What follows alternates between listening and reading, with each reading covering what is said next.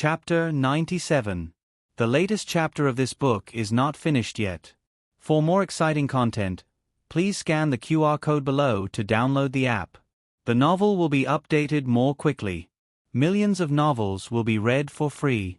There are all kinds of novels that can't be found online. When Gu Jiao and little Jing Kong went down the mountain, Xiao Lulang had already returned from the academy. Gu Xiaoshun had been living in the academy recently. First, he had completely fallen out with the Gu family. Second, he was obsessed with the knives that Xiao Lulang brought him. Every night, he would carve in the dormitory by the light. As for Xiao Liulong's safety, he didn't have to worry about it. Recently, second Uncle Luo sprained his ankle, so his son, De Zhuang, drove the ox cart. De Zhuang had a close relationship with Gu Xiaoshun, so he promised to take good care of Xiao Lulang. Xiao Lulang was carrying buckets of water into the house. It was obvious that he was struggling. His legs were inconvenient, so Gu Jiao rarely let him do this kind of heavy work. Gu Jiao walked over and took the wooden bucket from him. "Let me do it." "I can do it," Xiao Lulang said. "You go and make a fire. I'll cook later." Gu Jiao didn't give him a chance to refuse. She decisively took the wooden bucket, carried it with a shoulder pole, added another bucket, and turned to the entrance of the village to fetch water. Little Jing Kong patted his small chest and said, "I also want to help Jiao Jiao to fetch water." After that, he found his personal tools in the backyard, a mini shoulder pole and 2 mini wooden buckets. He imitated Gu Jiao and carried them on his small shoulders, and valiantly went to fetch water. This set of tools was made by Gu Jiao for little Jing Kong.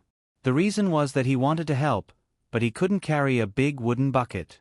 So, Gu Jiao made a pair of small, light, and sealed wooden buckets for him. They were also equipped with a small shoulder pole. The amount of water he brought back was less than a big bowl. On the other hand, Gu Jiao spent a lot of time and energy making tools for him. When they arrived at the ancient well, Gu Jiao first filled the small wooden bucket in little Jing Kong with water. Although he was allowed to carry water, Gu Jiao explicitly forbade him from drawing water from the well. Little Jing Kong was very obedient and never went near the ancient well. One adult and one child carried the water back home. Gu Jiao poured 2 big buckets of water into the water tank, and the water level in the tank immediately rose a lot. 2 small buckets of water from little Jing Kong went down. It was as if there was no water at all. However, when little Jing Kong looked at the full tank, he still felt that his 2 handfuls of water were very effective. He was very proud of himself. "What are you laughing about?" It was Xiao Lulang. As soon as Xiao Lulang entered the kitchen, he saw a certain little monk standing on a wooden stool, looking at the water jar with a proud expression. He was just looking at the water ripples. Those who didn't know would think that he was looking at his own small kingdom. Hearing his bad brother-in-law's voice, little Jing Kong's little face became serious. He raised his eyebrows and glanced at him. He snorted coldly and said, I'm working. Xiao Lulang was amused by him and wanted to laugh. "You still know about working? What can a 3-year-old kid do?" Little Jing Kong jumped down from the wooden stool and said angrily, "I can do a lot of things. Much more than you. I can fetch water. I can feed chickens. I can even help Jiao Jiao wash clothes. Half of the clothes at home are washed by me. I do more work at home than you do. I'm not a kid. You are." Xiao Lulang glanced at his toy carrying pole and toy wooden bucket, and said with a smile, "Then you really know how to work. Let others work. How tiring it is to work these things." Humph. In order to prove that he was indeed a little expert at home, little Jing Kong decisively walked to the wooden tub where the clothes were soaked. He pulled up his trousers, kicked off his shoes, and jumped into the tub. His little feet stepped on the school uniform that Xiao Lulang had just changed out of. Xiao Lulang was stunned. The clothes at home were all washed like this? Little Jing Kong's little feet stepped on the tub happily.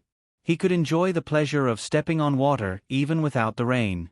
He could also wash the clothes while he was at it. He was really a smart and hard-working kid.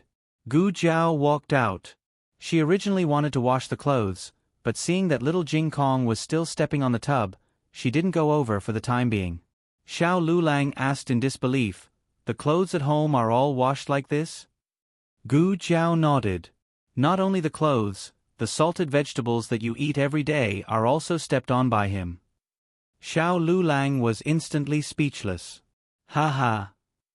Gu Jiao burst out laughing. She rarely laughed so hard, but Xiao Liolong's expression, which looked like he had swallowed a fly, really hit the funny spot of her 2 lifetimes. "I'm lying," she said. "Why would I let him step on the salted vegetables?" Xiao Lulang secretly heaved a sigh of relief. That's good." Gu Jiao continued, "He's so weak, he can't step on the salted vegetables well." Xiao Lulang was once again speechless. "Isn't it because the salted vegetables can't be eaten? If that's the case, when the little monk becomes stronger in the future, won't he be able to step on the salted vegetables for me to eat?" The scene was so beautiful that Xiao Lulang couldn't bear to look at it. Gu Jiao bent over laughing. "Phew! Phew!" Little Jing Kong was tired and sweating after stepping on the salted vegetables. He went back to his room to drink water. Only then did Gu Jiao walk forward to wash the clothes that had been wrinkled by him. Little Jing Kong wanted to work, so Gu Jiao never discouraged his enthusiasm. At most, she would clean the clothes again every time he finished. Gu Jiao didn't raise him to the level of scientific parenting. She just felt that it was fine as long as he had fun. At this time, Gu Jiao didn't know that the courage and strength of a certain immortal general who would conquer the 6 countries in the future came from Gu Jiao's strong childhood. "You don't have to spoil him so much," Xiao Lulang said expressionlessly. "I spoil you a lot too." Gu Jiao smiled and took out a clean wooden basin. She took out Xiao Liolong's clothes and put them in. Then, she gently rubbed them with her not-so-delicate hands. "You don't usually wash your clothes like this. Today you put them in the basin yourself and he saw you." The clothes of the 3 of them were made of coarse linen, so it didn't matter if they stepped on them. Xiao Liolong's school uniform was made of silk and cotton. Gu Jiao used a special wooden basin to wash his clothes and used very little strength. Because it was light, it was slow. Washing one of his clothes was equivalent to washing the clothes of the whole family. But Gu Jiao never said these things. Xiao Lulang was still immersed in the huge impact of her words, "I also spoil you a lot." Immediately after, he saw her carefully and seriously wash his clothes. Her small hands, which had turned white from soaking in the honey locust water, didn't seem to be grabbing his collar, but his heart. For a moment, he felt that the relationship between the 2 of them seemed to be developing in an uncontrollable direction. Xiao Lulang was so shocked that he broke out in a cold sweat. No way. They were only husband and wife in name. There would be a day when they would have to part ways. The 2 of them definitely couldn't have anything that shouldn't happen between them. During dinner, Xiao Lulang sat on the bench. His white school uniform, which had been dried, fluttered in the wind, making him a little upset. After dinner, Xiao Lulang gave little Jing Kong a bath. Then, he took an axe to the backyard to chop firewood. Gu Jiao was tidying up the kitchen. Old Madam was secretly eating dried bayberries in her room. Rain began to fall from the sky. "Jiao Jiao! Jiao Jiao!" Little Jing Kong suddenly ran out of the west room with a small pillow in his arms. "The roof is leaking." Gu Jiao went to the west room with him. It wasn't raining heavily at the moment. The rain in the afternoon should have accumulated on the roof tiles and leaked down because of the wind. The leak was facing their bed, so it wasn't easy to fix it. Moreover, if it rained heavily in the middle of the night, the roof tiles might break. The roof wasn't stable to begin with. It would be bad if it collapsed because of the heavy rain. Gu Jiao said, "We can't sleep here tonight. Sleep in my room.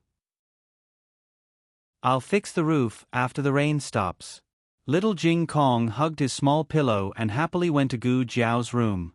Of course, Xiao Lulang could only fall asleep as well.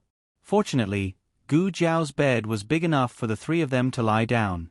Little Jing Kong didn't want to share the bed with his bad brother-in-law. After all, his bad brother-in-law was so big that he had to take up a lot of space. He was so small that he could just snuggle in Jiao Jiao's arms. "I'm so happy that I can sleep with Jiao Jiao." Little Jing Kong lay down on Gu Jiao's bed happily as he wished. He spread himself out. He was covered with a Jiao Jiao quilt, lying on a Jiao Jiao mattress, Jiao Jiao pillow, Jiao Jiao pillow, Jiao Jiao Jiao Jiao. Little Jing Kong was so excited that he rolled around on the bed. Suddenly, the door was pushed open and a demonic palm reached out towards him, grabbing his waistband and lifting him up. Little Jing Kong was so shocked that his hands and feet fluttered. "Great aunt." The old lady said, "You'll sleep with me tonight." Little Jing Kong, "I don't want to." "Old madam, you want it." Little Jing Kong, "Why?" The old lady said, "For my little great-grandson." Old madam mercilessly took the little guy back to her room. Little Jing Kong's dream was shattered just like that. First, he had an unreasonable brother-in-law, and now, he had an even more unreasonable great-aunt. His life was so miserable. When Gu Jiao and Xiao Lulang finished their respective tasks, Little Jing Kong had already exhausted all his energy in the battle of wits and courage with the old lady. He tilted his head and started snoring. Gu Jiao didn't say anything. She took a shower and went back to her room to lie down. She had been tired the whole day, so she fell asleep very quickly. After a while, she started to breathe evenly. When Xiao Lulang came back after his shower, she had already fallen asleep on the pillow. An oil lamp was left on in the room for him.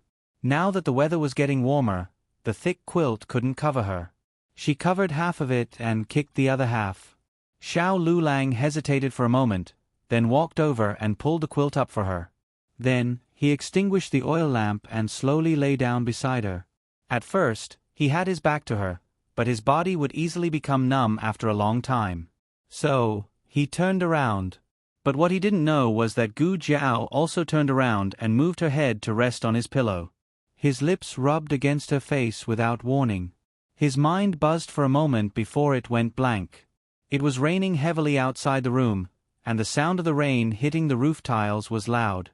However, he didn't hear anything. His mind was filled with the sound of his heartbeat. He subconsciously raised his hand and wanted to push her away, but he didn't push the place. He felt an unfamiliar warmth and softness, and his mind exploded. Gu Jiao slept very well that night. Perhaps it was the effect of the golden sore medicine and the herbs that Xiao Lulang brought back. When she woke up, she felt that her wound didn't hurt at all. However, she found a few drops of dried blood on her pillow. Whose blood is this? Xiao Lulang had already woken up and was preparing the holy fire in the kitchen. Gu Jiao also went to the kitchen after washing up. The sky was brighter than in the winter, so the kitchen was no longer pitch black. Gu Jiao was able to see Xiao Liulong's face clearly. She looked for a long time, then blinked and asked, "You didn't sleep well?" Xiao Lulang had 2 huge dark circles under his eyes. His expression didn't change as he said, "I started reading a little late." Oh. Gu Jiao slept early, so there was no way to know what time he was reading. Thinking of something, Gu Jiao said, "Oh right, are you hurt? There's blood on your pillow." Xiao Lulang said seriously, "It's not my blood." Gu Jiao was puzzled. "Then is it mine?" "My wound healed a long time ago." Xiao Lulang gave her a deep look and said in all seriousness, "You're heaty and have a nosebleed. I saw it all." Gu Jiao was very puzzled. "I drink chameleon herb tea every day. How can I be heaty?" Xiao Lulang said expressionlessly, "Who knows?" Xiao Liulong's expression was too serious, so it was hard for anyone to suspect him. Gu Jiao nodded and went to the central room. She pinched her nose and drank a big bowl of Hao-Tuinia tea. After drinking so much, he finally wouldn't be heaty anymore. Xiao Lulang closed his eyes guiltily and broke out in a cold sweat. During breakfast, Xiao Lulang suddenly remembered something. "I forgot to tell you yesterday that I found a primary school in town. I can bring Jing Kong to school today." Little Jing Kong, who was going to school, was stunned. So sudden? Gu Jiao served a bowl of sweet potato porridge to the old lady and little Jing Kong. Little Jing Kong looked at his bad brother-in-law vigilantly while slurping the porridge. He felt that this was his bad brother-in-law's scheme. "I forgot to tell you yesterday." He was teased as soon as he came home. He really forgot. Xiao Lulang continued, "Children from rich families will hire a tutor at home when they are 5 years old. They will study until they are 6 or 7 years old. After they can read the 1,000-character classic, they will be sent to the family school or a private school. Although he is young, he is smart and has attended classes in the temple. It won't be a big problem."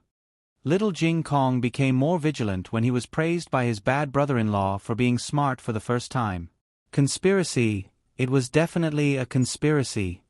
"Where's the primary school?" Gu Jiao asked. Xiao Lulang said, "It's near Tianxiong Academy. It's a private school that has been open for more than 10 years. There's a primary school there. His class time is similar to mine. He can go to school with me every day." Here it comes, here it comes. Bad brother-in-law is going to separate him from Jiao Jiao. Gu Jiao had a kindergarten in her previous life.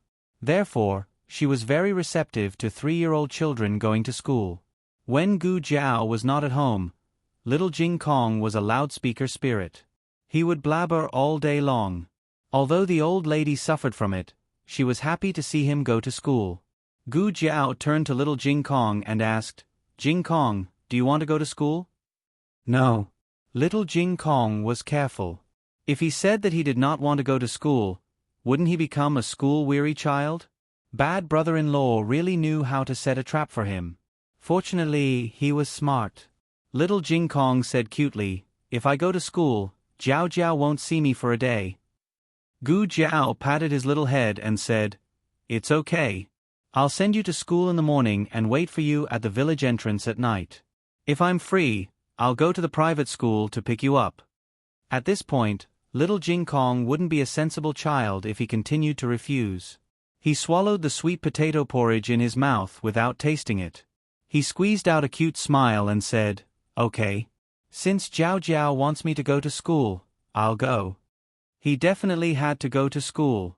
However, in order to make up for the loss of not being able to see Gu Jiao for a day, Little Jing Kong asked for 2 little kisses. Primary school was not cheap. It cost 2 taels of silver a month for tuition and lunch. If he did not go to school in the middle, he would not get a refund. Gu Jiao put the 2 taels of silver into Little Jing Kong's pocket. He insisted on paying the tuition himself. He did not want his bad brother-in-law to help him. The 2 of them went to school on the ox cart. Gu Jiao was thinking about how to fix the roof at home. She went up to the roof to take a look. She found that there were a lot of broken tiles. If there was a few more heavy rains, the 3 rooms would leak. She decided to fix the entire roof and build 2 small rooms in the backyard. That way, Gu Jiao would not have to worry about not having a place to stay when she returned to the village. She had some money on hand, but it was not enough to do so many things. She went to the Zhouji private bank in town and withdrew 20 taels of silver. She also asked how much money was left in the bank. The manager of the private bank told her 1,100 taels. Gu Jiao was stunned for 3 seconds. "Did you make a mistake? Not 110 taels? 1,100 taels?" The manager smiled and said, "Our Zhouji private bank is trustworthy. We can't go against our conscience and cheat you of your money." When Xiao Lulang gave her the cards, she did not think much about it. She thought it was 180 taels. She did not expect it to be so much. Actually, it was more than that, but he spent 100 taels to buy Gu Jiao a brush. It was really the work of a master in the whole of Zhao country. Poor Gu Jiao, who had complained for a long time because of his straight taste. The other 20 taels of silver were the travel expenses that Gu Jiao gave to Xiao Lulang. Xiao Lulang did not spend all of it and saved it in the private bank. Gu Jiao doubted her life and asked, "Did he really go to take the exam?" She was sure that he did not go to the prefectural city to start copying books. Then, Gu Jiao suddenly recalled that Deanly had mentioned to her about the cheating in the college entrance examination. Deanly had said that he didn't know why Xiao Lulang didn't retake the exam. Gu Jiao thought that she probably knew. After receiving the money, Gu Jiao returned to the village to repair the house. She hired a few craftsmen in the village and told them her requirements. She wanted them to finish repairing the house in the shortest time possible. As long as there was enough money, there was no need to worry that they would not work quickly. Moreover, this was Scholar Zhao's house. They were still hoping that when Xiao Lulang graduated from high school, they would be able to put a few mu of free land under his name. While Gu Jiao was busy repairing the house, Gu Jinyu suddenly fell ill. She had felt that something was wrong the night she returned from Qingchuan village. She thought that she was tired and did not think much of it. However, she had a high fever in the middle of the night. The old servant in the villa said that she had bumped into something unclean when she went to visit the grave. The imperial physician prescribed medicine, but it was not very effective. Marquis Gu was burning with anxiety. If I had known, I would not have let Jinyu visit the grave. Cough, cough. Gu Jinyu covered her mouth with a handkerchief and coughed. She asked weakly, "I'm fine. How is younger brother?" These 2 days, Gu Yen had not been feeling well. It was mainly because he was born with a weak body. After a night of excitement, his body was exhausted. To prevent him from running around, Yao Shi had no choice but to stay by his bed at all times. "He's fine." When she mentioned this, Marquis Gu was very gratified. His son's body was much stronger than before. If he had dared to do this in the past, he would have lost his life long ago. Now, after lying in bed for a few days, he was alive and kicking again. However, to be safe, he and Yao Shi both felt that they should let their son rest in the room for a few more days. "It's good that younger brother is fine," Gu Jinyu said as she coughed. Marquis Gu's heart ached. "Aya, you're already so sick and you're still worried about your brother." Gu Jinyu smiled slightly. "After all, he is my only younger brother." Marquis Gu thought of his unfilial daughter, Gu Jiao. He gritted his teeth and said, "If only that girl was half as sensible as you." "I heard about what happened that day from Huang Zhong. She gave you a hard time, didn't she? I think you didn't run into anything dirty. She just fell ill from anger." Gu Jinyu quickly said, "Father, don't say that about elder sister. Elder sister grew up in the countryside all these years. That family did not treat her well. She just suffered too much and doesn't know how to interact with people. If it were me, I wouldn't have done better than elder sister." Marquis Gu said, You're just too kind." Gu Jinyu shook her head.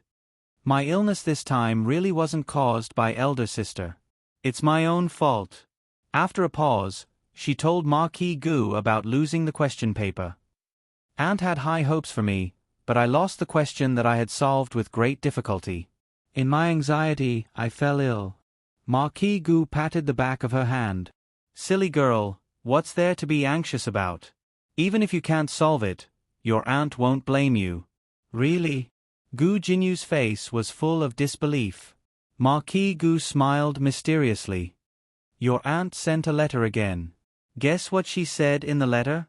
Gu Jinyu thought about it seriously. "She wants father to bring me back to the capital quickly?" Marquis Gu said, "Of course. What else?" Gu Jinyu frowned slightly. "I can't guess."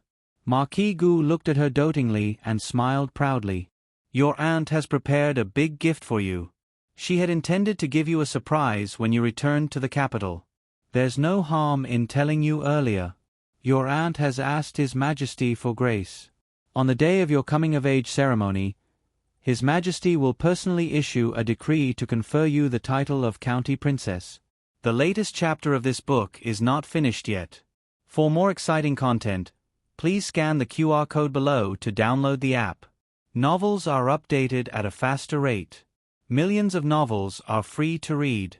Novels with connotations that can't be found online are all available here. https://www.zhbqg.com/89642_89642826826/115544409 HTML Genius memorized this website's address in 1 second. www.zhhbqg.com Biku Gu mobile reading website, zhhbqg.com. Chapter 98. The latest chapter of this book is not finished yet. For more exciting content, please scan the QR code below to download the app. The novel is updated even faster. Millions of novels are free to read. Novels that can't be found online are all available here. In a room filled with the smell of medicine, Yao She was guarding her son's bed. She was so tired that she leaned against the bedpost and fell asleep. Gu Yan quietly opened his eyes and sneakily looked at Yao She for a while. He reached out his slender hand and waved it in front of Yao She's eyes. After confirming that Yao She was really asleep, he smiled wickedly. He slowly pulled back the quilt and tiptoed out of bed. Growing up, he was used to calling the wind and drinking the rain. This was the first time he was so careful. It was quite refreshing. Gu Yan sneaked out of the room like a thief. Yao She's body swayed. Gu Yan was so scared that he almost fell ill. Fortunately, Yao She did not wake up. She straightened her body and went back to sleep. Shi Yi, the maidservants on duty outside, had been lured away by the secret guards. He only needed to walk out of the courtyard to meet up with them. Unexpectedly, he was caught by Yu Ye as soon as he walked into the front yard. Yu Ye was holding a newly sewn quilt. She looked at him strangely and said, "Young master, what are you doing? Didn't the madam tell you to lie down on the bed? Why did you come out without wearing your shoes?" Gu Yan cleared his throat. "Would you believe me if I said that I came out for a walk?" Yu Ye's face darkened. She held the quilt with one arm and put her other hand on her waist.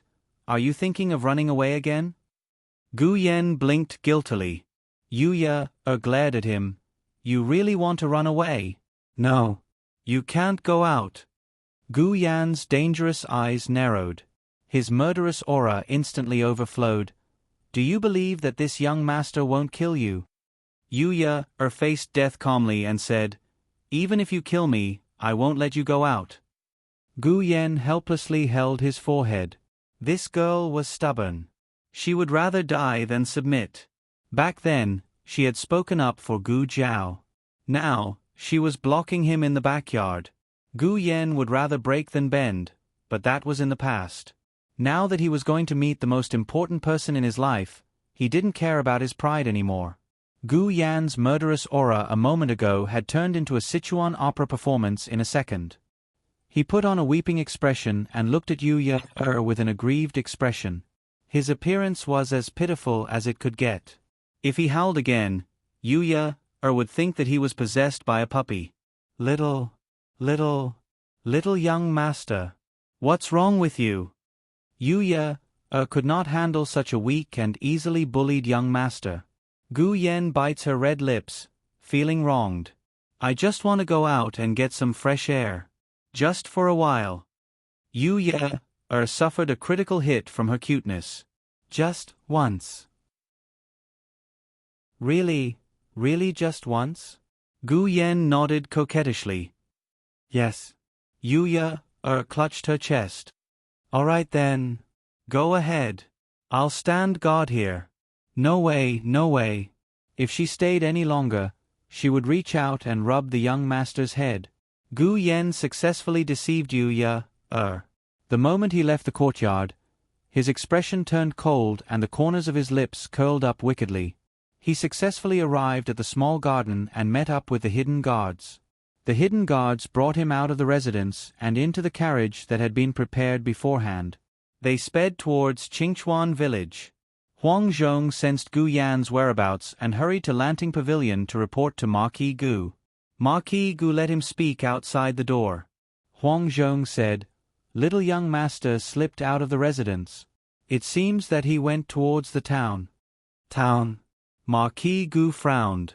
Gu Jinyu looked at his father and said, "Father, did younger brother go to look for elder sister?" "He most likely went to look for her." Marquis Gu knew that he could not keep his son locked up, so he was not too surprised by this outcome. Then do you want to find younger brother and bring him back? Marquis Gu shook his head. You know his character very well. Other than your mother, who can stop him? To put it bluntly, in the entire residence, Gu Yen only gave face to Madame Yao. If he sent people to capture him, there would only be two outcomes. One was that they would be defeated by Gu Yan's hidden guards, and the other was that Gu Yen would be angered to the point of collapsing. Marquis Gu waved his hand. Forget it, let him be.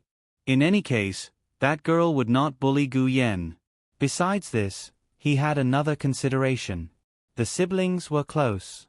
Perhaps Gu Yen could make that girl return to the Marquis's residence willingly if he made an appearance.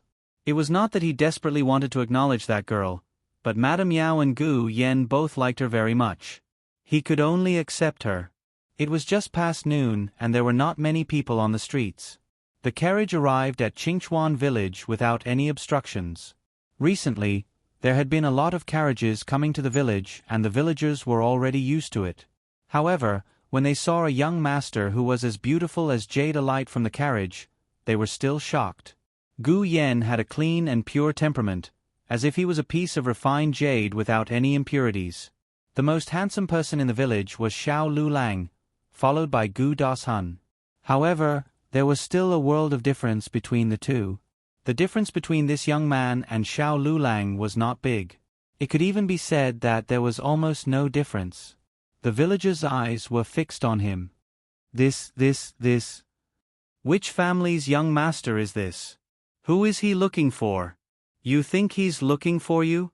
Of course he's looking for Lulang and Jiaonyang. The villagers who were fetching water at the entrance of the village began to banter with each other. If it was in the past, such a noble person would definitely come to the Gu family. However, Old Master Gu suddenly stopped being the village chief a while ago.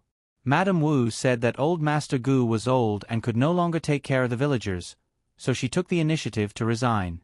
However, there were rumors in the village that they had offended someone and were punished by that person. As for who they had offended, the villagers guessed that it was Xiao Liulong's family.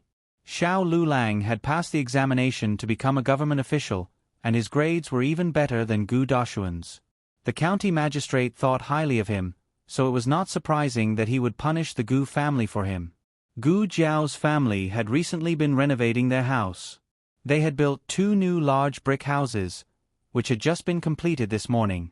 Gu Jiao and the craftsmen were currently moving the newly added furniture into the new houses. When they finished moving the last wardrobe, Gu Jiao felt that someone was coming from behind her. The man poked her lightly on the shoulder. With Madame Yao as an example, Gu Jiao was no longer so paranoid. She calmly turned around and saw Gu Yen, who was about to poke her a second time. Gu Yen did not expect her to turn around so quickly and was immediately stunned. That dazed and bewildered appearance was very similar to that of the little puppy in the countryside residence. Gu Jiao chuckled. You're here? Gu Yen returned to his senses and smiled. I came to see you. Gu Jiao looked at his sweaty appearance and could roughly guess how anxious he had been on the way here. She pointed to the chair in the central room. Sit down, I'll go pour you a cup of tea. Gu Yen sat down on the chair. Gu Jiao went to the kitchen to pour him some hot tea. He began to look around the room. Gu Yen, who had lived a life of luxury since childhood, had never been to such a dilapidated residence. Not to mention the Marquis Fu, even the woodshed in the mountain villa was much larger than this place. Gu Yan's initial excitement gradually cooled down, and he felt a great heartache. His heart was truly in pain. The fetters of the twins made his heartache for Gu Jiao more than anyone else. When Gu Jiao came over with a large bowl of hot tea, Gu Yen suddenly hugged her waist and pressed his head tightly against her stomach. Ever since he was 3 years old, he had never been this intimate with Yao Shi. But in this moment, his heart was in extreme pain. Gu Jiao was a very observant person when she was on a mission, but she was a bit slow on a normal day. However, there was a person in this world who did not need to guess or think to be able to feel his emotions. This was probably the reaction of the twins. He was feeling heartache for her. Gu Jiao placed the tea bowl on the table and gently patted his head. I'm very good.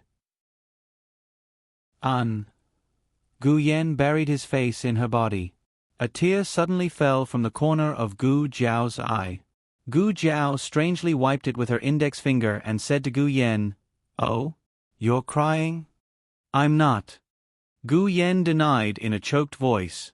Gu Jiao patted his head and gestured for him to look at the tears on her fingertips. "You're crying." Her eyes were crying with him. So the twins could shed tears for each other. Gu Yen firmly refused to admit that he was crying. After wiping his tears, he raised his head and looked at her as if nothing had happened. "I'm hungry." Gu Jiao said, "I'll go make something for you to eat." Gu Yen asked, "Can I take a look?" He was referring to the residence. Gu Jiao nodded and thought of something. She pointed to her great-aunt's room and said, "Great-aunt is sleeping. Just don't disturb her."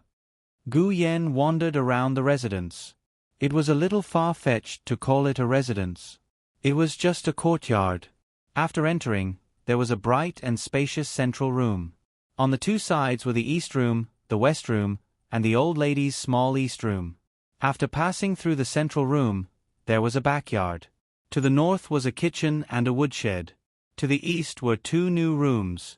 To the west was a chicken coop and a small vegetable garden in Little Jing Kong.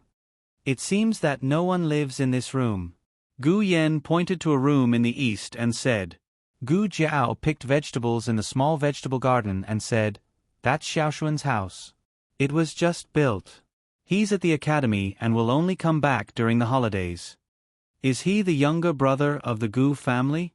Gu Yen asked sourly. Gu Yen had heard about the Gu family and knew that they were not good people. Only Gu Xiaoshun and Gu Jiao had a good relationship. "Yes, that's him." Gu Jiao nodded. "What about this?" Gu Yen pointed to a brand new chicken coop. This chicken coop was much bigger than the doghouse in his yard. Gu Jiao said, "That's the chicken coop in Jing Kong. He has a few chickens. He went to school and will only come back at night." Of course, Gu Yen knew about the little monk she brought back from the mountain. Gu Yen only felt a sea of jealousy surging. Just who was her biological brother? Gu Jiao paused and asked him, "Do you want to live here? If you want, you can live in Xiaoshuan's." Let him live in Gu Xiaoshuan's house? Gu Yen was very angry. He snorted and said with disdain, "I don't want to live here." Gu Jiao said regretfully, "I see. Okay then." Gu Yen pointed coldly to the house next to Gu Xiaoshuan's house and asked with a sour face, "Which brother's house is this?" "My biological brother." Gu Jiao said. "Biological brother? Huh? Wait, what did you say? Biological brother?" Gu Yen pointed to himself with uncertainty. "Mine?" She didn't let him live in Gu Xiaoshuan's house, but next to Gu Xiaoshuan's? "Yes." Gu Jiao nodded, "But don't you—" "Yes, yes, yes, yes, yes." Before Gu Jiao could finish, Gu Yen slipped into his house, slammed the door, and bolted it. No one was allowed to get him out of the house. From now on, he was going to germinate here. The latest chapter of this book is not finished yet. For more exciting content, please scan the QR code below to download the app. The novel is more complete and updated faster. Millions of novels are free to read. There are all kinds of novels that you can't find online. https://www.zhbqg.com/89642_8964286/115513664. HTML Genius memorized this website's address. www.zhbqg.com Biku Gu mobile reading website. zhbqg.com. Chapter 99. The newest chapter of this book is not finished yet. For more exciting content, please scan the QR code below to download the app. Novels are updated even faster. Millions of novels are free to read. Novels with content that can't be found online are all available here. The two hidden guards were speechless. Was this a golden house or a silver house? Was there a need to be this excited? You're still afraid that someone will fish you out. Look at your legs. Did you forget that you have a congenital heart disease? Did you forget that your own wooden hut is bigger and more luxurious than this small farmhouse? Who was it that complained that the villa's environment was not good, that it was not high-end enough? Humph. Double standards. Even though the two secret guards were complaining in their hearts, they couldn't really pull their little master out from inside and take him away. He didn't know what he was doing, but they couldn't help but know for him. They could not hit him, could not move him, could not get angry. This was their family's sick little darling. Hidden God A. What do we do? Hidden God B. What can we do? Guard him.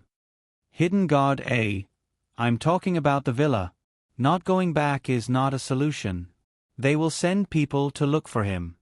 If they looked, they would disturb the young master and young miss. That way, the young master would get angry, and when he got angry, it would be easy for his illness to flare up. The two sighed in unison. How did they end up with such a delicate young master? After some discussion, the two decided that one would stay here, and the other would go to the villa to report. Inside the villa, Marquis Gu was directing the servants to renovate Gu Yan's courtyard. The main thing was to prepare a clean and tidy room for Gu Jiao, build a small flower shed, and put in new and expensive furniture for her. Acknowledging that girl was already an established fact. He could not resist. He had to establish the image of a good father. Oh. For Yao Shi. Make the shed wider. Marquis Gu sternly said. The servant said, Marquis, if it's any wider, it will crush the young master's pear tree. Marquis Gu scoffed. He won't say anything even if you chop him up. As long as it was for that girl, Gu Yan wouldn't say a word even if Gu Yan had to tear down her own house. Thinking about how he had accidentally chopped off a pear tree branch and that Brat had been angry with him for an entire month, Marquis Gu felt a bit sullen. Huang Zhong pondered, Howie, isn't it too early to repair the house? Would eldest miss really come to stay? What if she doesn't come? Wouldn't you have touched the young master's pear tree for nothing? Marquis Gu chuckled. Don't worry, she will definitely come. The relationship between the siblings is so good. There's no way she would reject Yen. Huang Zhong seemed to understand, but he didn't. He thought for a while and said, What if the young master didn't ask? Marquis Gu glared at him. How could he not ask? Don't you see how much he likes that girl? In the past, I didn't know that she was his sister. Now that I know, how can I not bring her home? As the two of them spoke, Shadow God Be arrived in front of Marquis Gu. Huang Zhong drew his sword from his waist. Shadow God Be flashed his token. I am the young master's shadow guard. I am here to report to the Marquis. Gu Yan's shadow guards were arranged by the old Marquis. When the old Marquis was young, he had trained his own army. Later on, the army was absorbed by the imperial court and some of the soldiers who could no longer fight were left by the old Marquis. These shadow guards were their descendants. They were skilled in martial arts and their movements were mysterious. There weren't many of them and Marquis Gu didn't even have one by his side. This was the first time Marquis Gu saw the old Marquis's shadow guard. He narrowed his eyes and said, Yen, asked you to report? Why? Do I have to make preparations in advance just to bring back a servant girl? Shadow Guard Be said, Marquis Gu misunderstood. The young master didn't ask me to come. The young master didn't have time to care about me. I am here to tell you that the young master won't be coming back. What? Who won't be coming back? Marquis Gu suspected that he had heard wrongly. Shadow Guard Be also suspected that there was something wrong with his ears. He thought for a while and said clearly, Your son Gu Yan. Marquis Gu was stunned. Why won't he be coming back? Shadow Guard Be calmly said, He's staying at the young miss house. He paused, worried that he didn't hear clearly and said word by word, It's your daughter, Gu Jiao. Marquis Gu exploded. I don't need you to say it. I know it's that girl. Shadow Guard Be looked at him strangely. It's really strange. When I said the young master, you didn't realize it was your son. When I said the young miss, you realized it was that girl. Aren't you being too biased? Marquis Gu, I can't believe it, do you understand? Shadow Guard B didn't understand. It wasn't taught in the assassin course. Marquis Gu was so angry that his heart hurt. I told you to kidnap that girl back. Who told you to be kidnapped by that girl? The news quickly spread to Yao Shi's side. Yao Shi had already moved back to Gu Yan's courtyard. Actually, she had woken up not long after Gu Yan left. Sure enough, she still couldn't keep an eye on her son.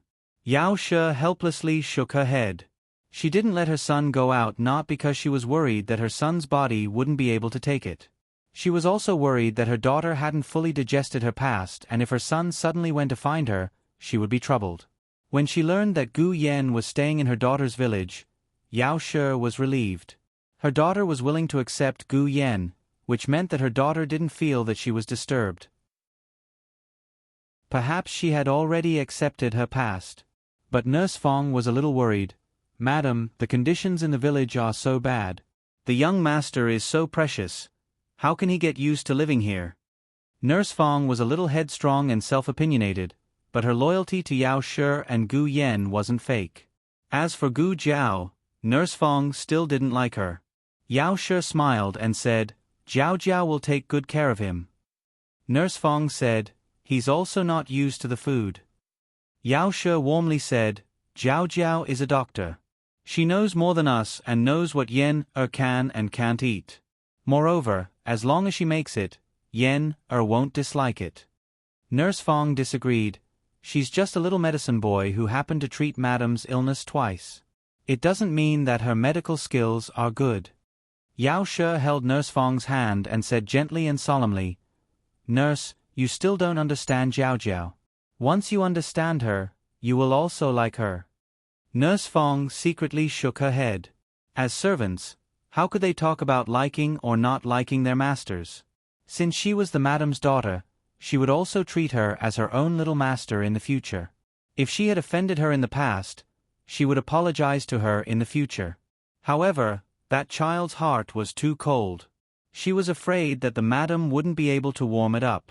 When Marquis Gu came to find Yao Shi, she was packing things. Marquis Gu asked doubtfully, What are you doing? Yao Shi said, Packing a few sets of clothes for Yen and sending them over. Her tone could be considered gentle.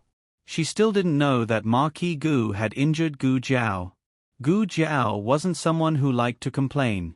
Even if she did, she wouldn't reveal the grudge between her and Marquis Gu to Yao Shi. Yao Shi had severe hysteria and depression. As a doctor, Gu Jiao would do her best to avoid provoking her. Yao Shi was in a good mood after finding her daughter. Even her attitude towards Marquis Gu was much better. Marquis Gu's heart was comforted, but when he realized the meaning of these words, he wasn't too happy. You want to send clothes to Yen? Do you really plan on letting Yen live there? Can't I? Yao Shi asked back. Marquis Gu wanted to say something but stopped. It wasn't easy for Yao Shi to stop giving him attitude. If he didn't know how to behave, Yao Shi would ignore him again. He smiled and said, You can, but I'm worried that Yen won't be used to living without you. That's true. Yao Shi nodded. Marquis Gu's heart was filled with joy. Unexpectedly, he heard Yao Shi say, How about I also move over? Marquis Gu. Stop. How could you move over? Forget it, I shouldn't be in such a rush. I'll scare her. Last time, Yao Shi had felt her daughter's. Rejection might not be the right word. Either way, her daughter did not seem to have any intentions of accepting her. Marquis Gu let out a long sigh of relief. But before he could completely relax, he heard Yao Shi say, How about I still go and ask her? Marquis Gu shook his head like a rattle. Suddenly, Marquis Gu had an idea. Grabbing the portrait on the table, he said to Yao Shi, She suffered for so many years before we appeared. She definitely won't accept us so easily. If we go like this, we'll scare her. Let Yen persuade her for a few days first. If you truly miss her, just look at her portrait more often. You saying it like this seems to make a bit of sense. Yao Shi truly did miss her daughter. The portrait was placed on the table. Looking at it day and night, she could never get enough of it. Yao She's gaze fell on her daughter's portrait, and her expression became gentle. "Marquis," Yao She suddenly spoke, "what do you think is going on with the red spots on Jiao Jiao's face? Is she sick?" She had wanted to ask this question for a long time, but in the past, she and Gu Jiao had been strangers, so she did not ask. Later on, although they were reunited, she did not have the chance to ask. Marquis Gu said, "She's not sick. That family said that she was born with it. She had it when she came back from the temple. It was not this obvious when she was young. The older she got, the more the birthmark spread." "That's not right." Yao She frowned and shook her head. "I saw her when she was born. She was no different from a normal baby. If she really had a birthmark, I would have remembered it." Marquis Gu glared. "You couldn't have made a mistake again, right? Could it be that the girl was not his and Yao She's flesh and blood? Jiao Jiao is my daughter. I am certain of it, but I do not understand why her face became like this." The midwife had passed away, and the servants had retired. For a while, they did not know where to find the person from that night. Yao She pondered for a while, and a thought flashed through her mind. That's not right. There was another person who saw Jiao Jiao. Who? The abbot. The two immediately set out for the temple. After hearing the reason for their visit, the abbot did not feel very well. "What are the two benefactors saying?" "You were mistaken. The girl with the birthmark is the Marquis Fu's daughter?" Yao She's warm voice carried a trace of urgency. "That's right. The abbot should have seen her. She came to the temple to find you twice." If the abbot could not guess who that person was, then it would not make sense. Could it be that the faintly discernible memory was not a drunken dream? Could it be that his hand had trembled and he had placed a large lump of chastity sand on the child's face? Ahmed Ba. Sin. The abbot blushed with shame as he explained the matter. The daughters of large families in Zhao would all have their midwives place chastity sand on them when they were born. Yao She's servant had told the midwife that Shi Yi had done this. But no one in the countryside would do this. The midwife did not have the skill, and she could not say that she did not know how to do it. She was afraid that she would not be able to get the money, so she went to find the abbot. If the abbot was sober, he would not have agreed. But he had been tricked by his unruly shidi into drinking a mouthful of pear blossom wine. That mouthful had made him drunk. He said that he had never placed chastity sand on them. The midwife said, "But you have placed chastity on the monks in the temple. Isn't that about the same?" The drunken abbot felt that the midwife's words were very reasonable. Thus he went. Thus his hand trembled. After that, he seemed to have wanted to find his shidi, but he fell to the ground and fell asleep on the way. He slept for 3 days and 3 nights. When he woke up, the first thing he did was to find Yao She to apologize. In the end, he saw Yao She holding a white and tender baby girl. The baby girl's face was white and clean. Where was the slightest trace of chastity sand? The midwife also went down the mountain, and they did not meet again. This poor monk always thought that it was a dream. Marquis Gu asked, "Then what about Su She? Did she not notice that there was something on the child's face?" The abbot said, "Benefactor Su fell into a coma after giving birth and only woke up the next day. This poor monk dares to guess that when she saw the child had already been swapped. It was because Su She was in a coma and could not take care of the child that the midwife placed the 2 children in the same room. Gu Jiao was born first, and Gu Jinyu was born 2 to 4 hours later. The child used swaddling clothes from Yao She's side, so at first glance, it was easy to confuse. The midwife had also been present, but she had to go to the latrine because of a stomachache. When she returned, the chastity sand had already been placed. Although they could not ask the midwife for confirmation, it was not difficult for Yao She and the Marquis to guess what had happened. The child's chastity sand had been placed on the child's face. The midwife knew that something big had happened and found an excuse to leave the mountain that very night. When the servants of the Marquis Manor came to pick up the child, they saw a red birthmark on Gu Jiao's face. The young Miss Face did not have anything. They naturally thought that she was Su She's child. After that, the baby girl did not have chastity sand on her arm. Yao Shi thought that it had fallen off because she had not placed it properly. After returning to the capital, she found someone to place it on Gu Jinyu.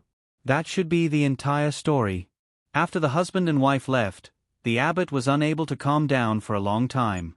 With a cold expression, he went to his junior brother's courtyard and found a certain monk who was lying under a tree and basking in the sun without a care for his image. He angrily told him about the mistake. "Do you know that you caused me to make a big mistake?"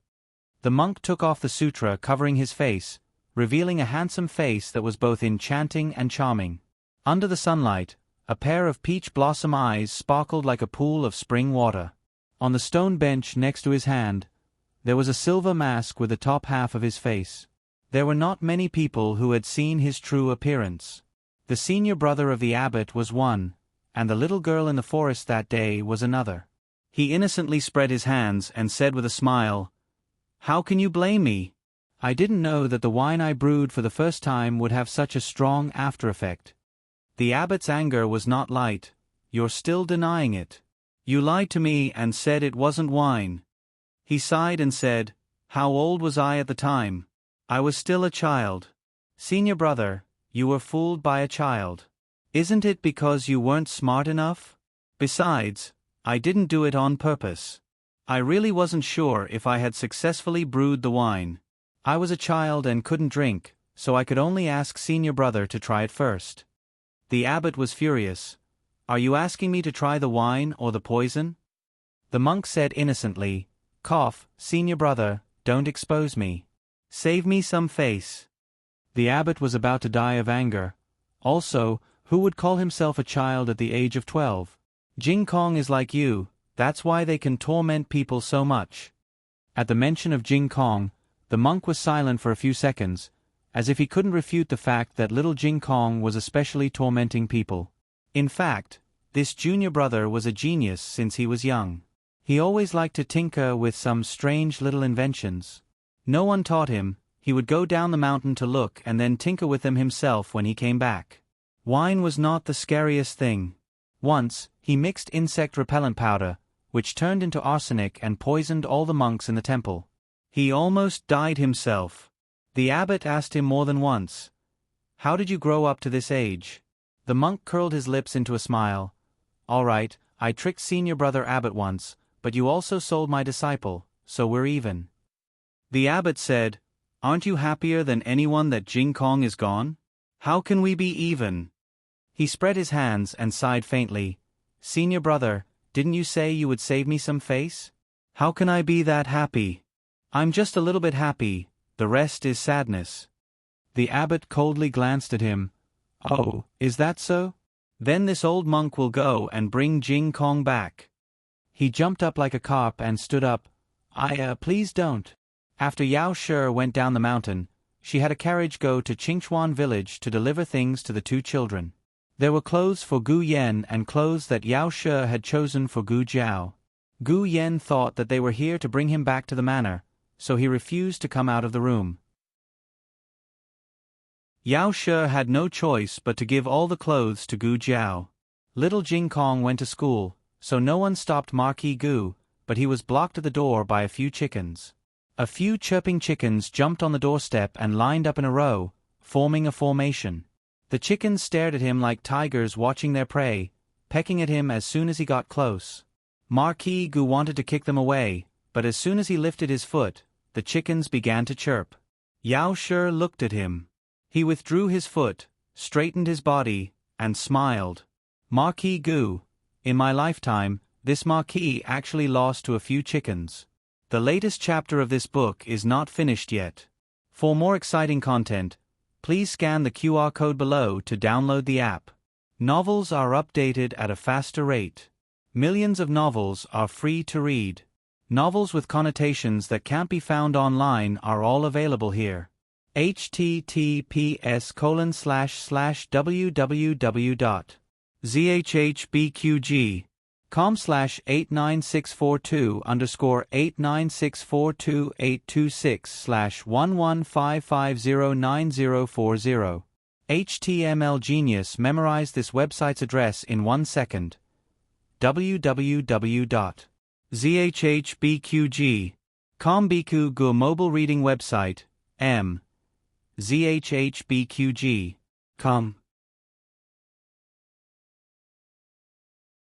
Chapter 100. The newest chapter of this book is not finished yet. For more exciting content, please scan the QR code below to download the app. The novel will be updated even faster. Millions of novels will be read for free. All the novels that cannot be found online will be available here. That's not right. Other people's chickens all chirped. So why were these chickens all chirping? The saddest thing in the world was that the chickens could speak the language of birds, but he still did not know the Turkic language. Yao Shi found that her daughter's residence had been renovated. The roof tiles had been replaced with new ones, and the backyard had been fenced in. There were 2 more rooms built. Jiao Jiao. Yao Shi said to her daughter, who was pouring water into the pot, "Can I also stay here for a few days?" After Gu Jiao finished pouring the water, she placed the wooden bucket to the side and looked at Yao Shi with a bit of confusion. Yao Shi quickly said, "I can help you with the work." Although Yao Shi was born in a large family, her family had declined from a young age. She had not developed a spoiled personality. Of course, if she wanted to do farm work in the countryside, it would be too far-fetched, but if her daughter could endure such hardships, why couldn't she as her mother do the same? "No need. I can do it myself." Gu Jiao refused. A trace of disappointment flashed through Yao Shi's eyes. She understood that her daughter was not refusing to do the work, but rather her. "Then I can cook. My cooking skills are very good. Didn't you say last time that my desserts were delicious? I will make them for you every day." "No need," Gu Jiao said. "Then what about washing the clothes? Look at how many people there are in the family. How can you handle it all by yourself?" Gu Jiao paused and looked at Yao Shi. She did not say anything and just stared at her. Yao Shi suddenly understood. It was not that her daughter did not need her to work, but she did not need her to live here. It was not that she had not guessed this result, but she did not give up. In the end, she had been too anxious. Yao Shi suppressed the bitterness in her heart and smiled as if nothing had happened. "Then I will leave Yan to you. It's not early anymore. You should go do your work. I will also be going back." After saying this, she smiled and turned around. Her expression and tone of voice were impeccable, but her uncontrollable trembling body betrayed her sadness. Gu Jiao looked at her back and said, "It's not your fault." Yao Shi stopped in her tracks. Gu Jiao hesitated for a moment. She was not good with words when it came to expressing her emotions. "It's mine." With her saying it like this, she did not know if Yao Shi would be able to understand. She once had terrible parents, which made her reject all parents in the world. After growing up, she had her own life. She thought that she did not care anymore, but Yao Shi's appearance made her realize that the hole in her heart had never healed. She could accept Xiao Lulang, little Jing Kong, and her great-aunt and Gu Yen because they would not become her parents. But she could not say these words to Yao Shi. Yao Shi looked at Gu Jiao without blinking. In the past, she had believed that her daughter did not accept her because she could not forget Gu Sanlang and his wife. Now, she was not so sure. Something must have happened to her daughter, but since her daughter was not willing to talk about it, she could not bear to ask. Yao Shi reluctantly got into the carriage to return to the villa. Gu Jiao continued to light the fire to cook. The rice steamed slowly. She did not know if it was Yao Shi's arrival that made her remember something she did not want to remember. She thought of herself when she was 2 years old. At that time, she was wearing thin pajamas and holding a doll as she stood barefoot in the cold winter night. She was forced out of bed and was not even given a pair of shoes to wear. Her parents had a fierce argument over a very small matter, but the argument had gotten out of hand. In the end, the argument had landed on her head. She was pushed around and fell a few times. Her hand was broken. At first, the man who called her father left in a fit of anger. Later, the woman who called her mother also left. She was abandoned in the crowded square. She watched as one giant after another walked past her. She felt like a tiny ant. Mother, woo-wah, mother. She was frightened. She burst into tears. But the woman who called her mother did not come back. The man who called her father also did not appear. The rice was not ready so quickly. Gu Jiao first gave Gu Yen 2 sunny-side-up eggs. Gu Jiao went to his room to call him. Did the two of them leave? Gu Yen pricked up his ears to ask. They left. Gu Jiao said. Only then did Gu Yen open the door. However, he did not open it completely. He only opened a small crack and stuck his head out to look around. After confirming that his father and mother were not around, he confidently walked out. The matriarch woke up. Gu Jiao also cooked a bowl for her and then told her about Gu Yan's stay. The matriarch looked at the delicate young man in front of her. She did not know why, but she felt like she had seen him somewhere before. That's right, the emperor really liked the twins in Marquis Xian Ping's fu. He had consort Shu bring the twins to pay respects to the Empress Dowager, so the matriarch had indeed seen little Gu Yen before. However, the matriarch did not like children. She casually gave them some gifts and dismissed them. Now, she could not even remember this. Little Gu Yen was still young at that time and did not remember what the Empress Dowager looked like. Thus, when the two of them sat across from each other, neither of them recognized the other. The matriarch looked at the bowl of sugar water in her own bowl, then looked at Gu Yan's bowl. She smacked her lips. I'll exchange with you. The matriarch wanted to avoid certain foods. Gu Jiao's bowl of sugar water was not sweet enough. Gu Yan's bowl was sweet. Gu Yen did not know the truth, so he generously exchanged with her.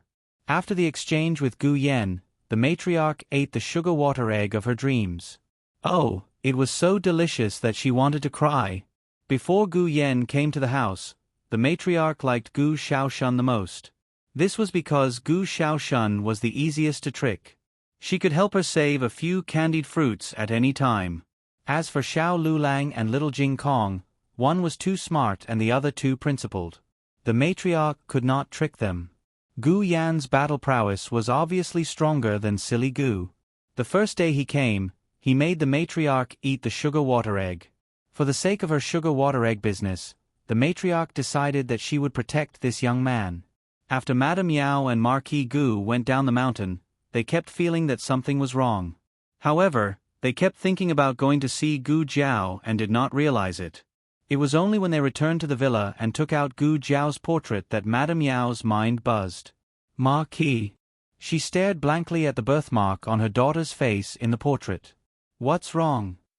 Marquis Gu came over to look with her, but he did not see anything. Madame Yao said worriedly, the abbot said that Jiao Jiao's birthmark is the mark of virginity, but Jiao Jiao is married. Why did they? Could it be that they are not on good terms? Madame Yao was really complaining about the Gu family now. They married Jiao Jiao off so early. If she was in the Marquis household, I would definitely keep her for a few more years. In the country of Zhao, women became of marriageable age at the age of 15. Women from wealthy families usually only began to choose their husbands after they became of marriageable age. Marquis Gu did not have Madame Yao's worries. After all, he did not intend to acknowledge this marriage from the start. A poor scholar was not worthy of his daughter. When he returned, he would give that poor boy some money to send him away. When he went to the capital, who would know that the girl had married before? When the time comes, I'll just find her a good man of equal social status. Although that girl's character and appearance were far from Jinyu's, she was still the daughter of the Marquis household. She would not be unable to marry. On the other side, Xiao Lulang, who did not know that he would be sent away by his father-in-law with a sum of money, had just finished school and was about to go to the nearby school to pick up little Jing Kong. But he had only taken a few steps when he was blocked by a carriage. This was not an ordinary carriage. The wheels were different from those seen on the streets. They were bigger, taller, and sturdier. The body of the carriage was made of high-quality yellow pear wood. The silk on the canopy was bright and vibrant. There were also 8 large luminous pearls inlaid. Each pearl was worth 100 taels of gold. The coachman was a black-clothed man wearing a bamboo hat. His arms were thick, his figure was tall, and his aura was strong. The horse was also very powerful. It was a completely black Mongolian horse, as if it had experienced the slaughter of the battlefield. Its entire body exuded a murderous aura, scaring the nearby carriages so much that none of the horses dared to approach it. A scholarly man walked down from the carriage. He was about the same age as the second master of the Rejuvenation Hall, but his aura was far from what an ordinary person could compare to. From time to time, people around looked over. The man did not seem to care at all. He walked in front of Xiao Lulang and carefully looked at Xiao Lulang. He smiled and said, "Are you Xiao Lulang?" Xiao Lulang looked vigilant. "Who are you?" The man raised his hand and smiled gently. "Don't be afraid. My surname is Lu. My master asked me to come and find you." After he finished speaking, he took out a token from his waist and said to Xiao Lulang, "Do you recognize this token?" Private school. The students of Meng Shui class were dismissed from school. The teachers and the students all heaved a sigh of relief. The students carried their school bags and ran out of the classroom with pale faces, as if there was a ferocious beast chasing after them. But the teacher could not leave because little Jing Kong did not leave.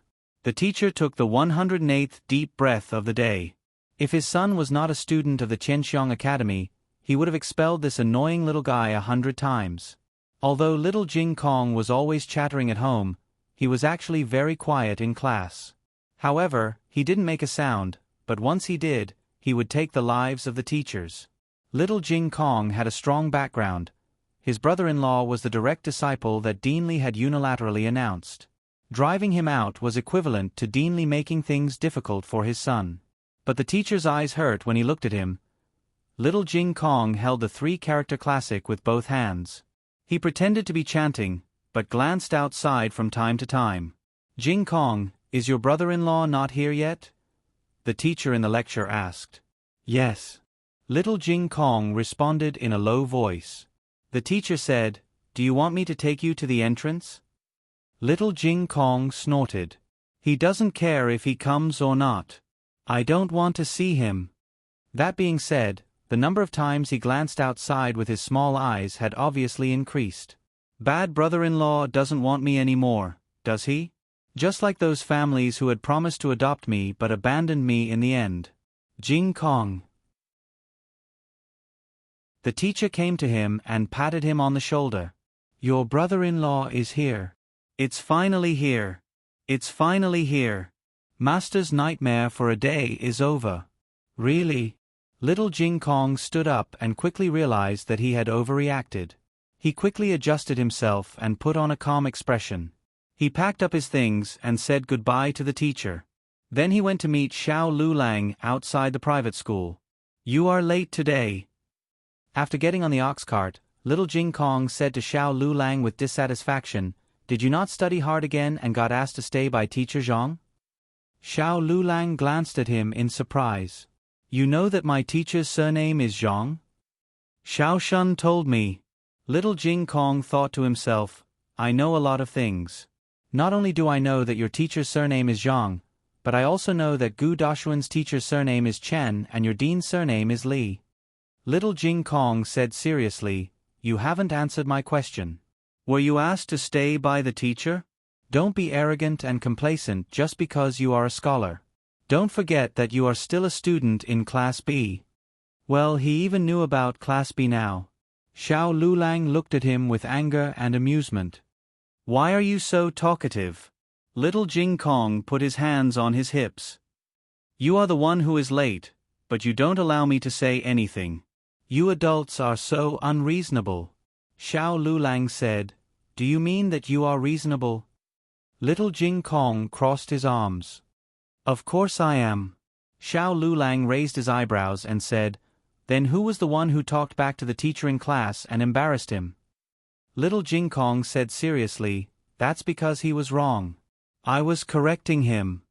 Xiao Lulang laughed and said, Then who was the one who skipped class in the middle of class? Little Jing Kong said sternly, he wanted to hit me. I didn't do anything wrong. He is not allowed to punish a child who is not in the wrong. The teacher had a ruler, and he would hit a disobedient child twice in the palm of his hand. Little Jing Kong questioned the teacher in class and argued with him until his face turned red. The teacher was so angry that he took the ruler and wanted to punish him. In the end, he carried his school bag and ran away from the private school. Xiao Lulang said calmly, "Since you think you are reasonable, why don't we bring this matter to Jiao Jiao and let her be the judge?" Little Jing Kong did not say anything. Although he firmly believed that he was on the side of justice, at the same time, he instinctively felt that Jiao Jiao would not agree with his way of doing things. Xiao Lulang laughed and said, "Why are you not saying anything? Are you afraid that you are not reasonable, or are you afraid that Jiao Jiao is not reasonable?" Little Jing Kong said righteously, "Of course Jiao Jiao is reasonable. I am also right. However, if they are not convinced by Jiao Jiao's reason and my reason, it is a matter of reason, not a problem between me and Jiao Jiao." Xiao Lulang, I don't know you very well, but I was almost confused by you. The two of them arrived at the village while arguing. The two of them got off the ox cart and walked towards their house. As soon as they entered the house, they found that there was another person in the house. This person was dressed neatly and looked good.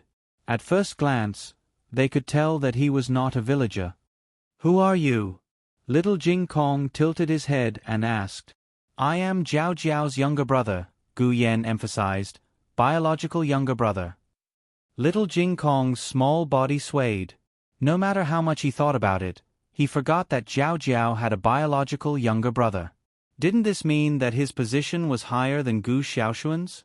Little Jing Kong could not help but feel a strong sense of crisis in his heart. Xiao Lulang was not afraid of making things worse. He patted the little monk's head with a faint smile and said, "Ah, who is Jiao Jiao's most beloved younger brother?" Little Jing Kong decisively removed the evil claws of his bad brother-in-law. He secretly warned himself not to panic. So what if he was his biological younger brother? He came first. Moreover, he had his own advantages, didn't he? First of all, he was small, cute, and adorable. Coincidentally, Xuening Xiang brought a few roasted sweet potatoes over at this time. She also noticed that there was an additional beautiful young man in the house. Compared to her previous self, Xuening Xiang was calmer now. After all, this family was strange. They acted as if nothing had happened to the daughter of the Marquis mansion. Even if the Empress Dowager appeared, she would not be surprised. Gu Yan looked at her for a while and took the initiative to greet her. "You are Sister Xue from next door, right? I heard my sister mention you before. I am Gu Yan, Jiao Jiao's biological younger brother." His voice was as clean as his temperament. His tone was very gentle, and he was smiling wholeheartedly, revealing a trace of innocence and brilliance unique to a young man. Xuening Xiang was completely stunned by his cuteness. Little Jing Kong's small fists pounded his small chest angrily. He is already so old, but he is still acting cute. He is even better than me. Shameless. The secret guards on the roof could not bear to watch anymore. How could he be so shameless?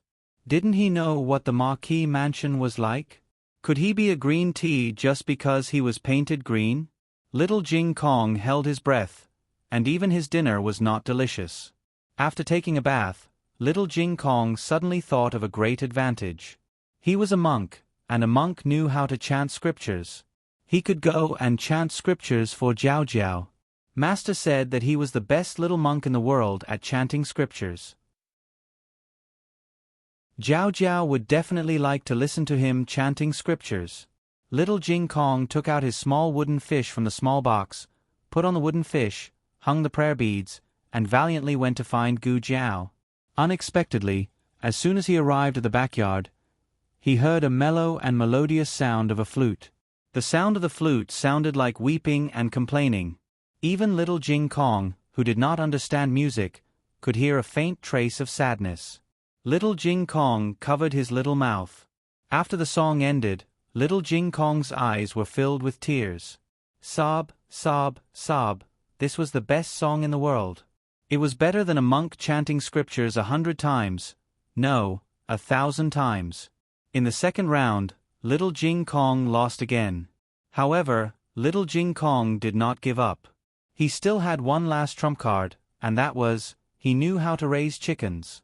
He was the super little Jing Kong who could raise 7 chickens. He did not believe that Gu Yen was better than him. Little young master, I've brought your dog here. Shadow Guard handed the little puppy that he had brought from the villa to Gu Yan's arms.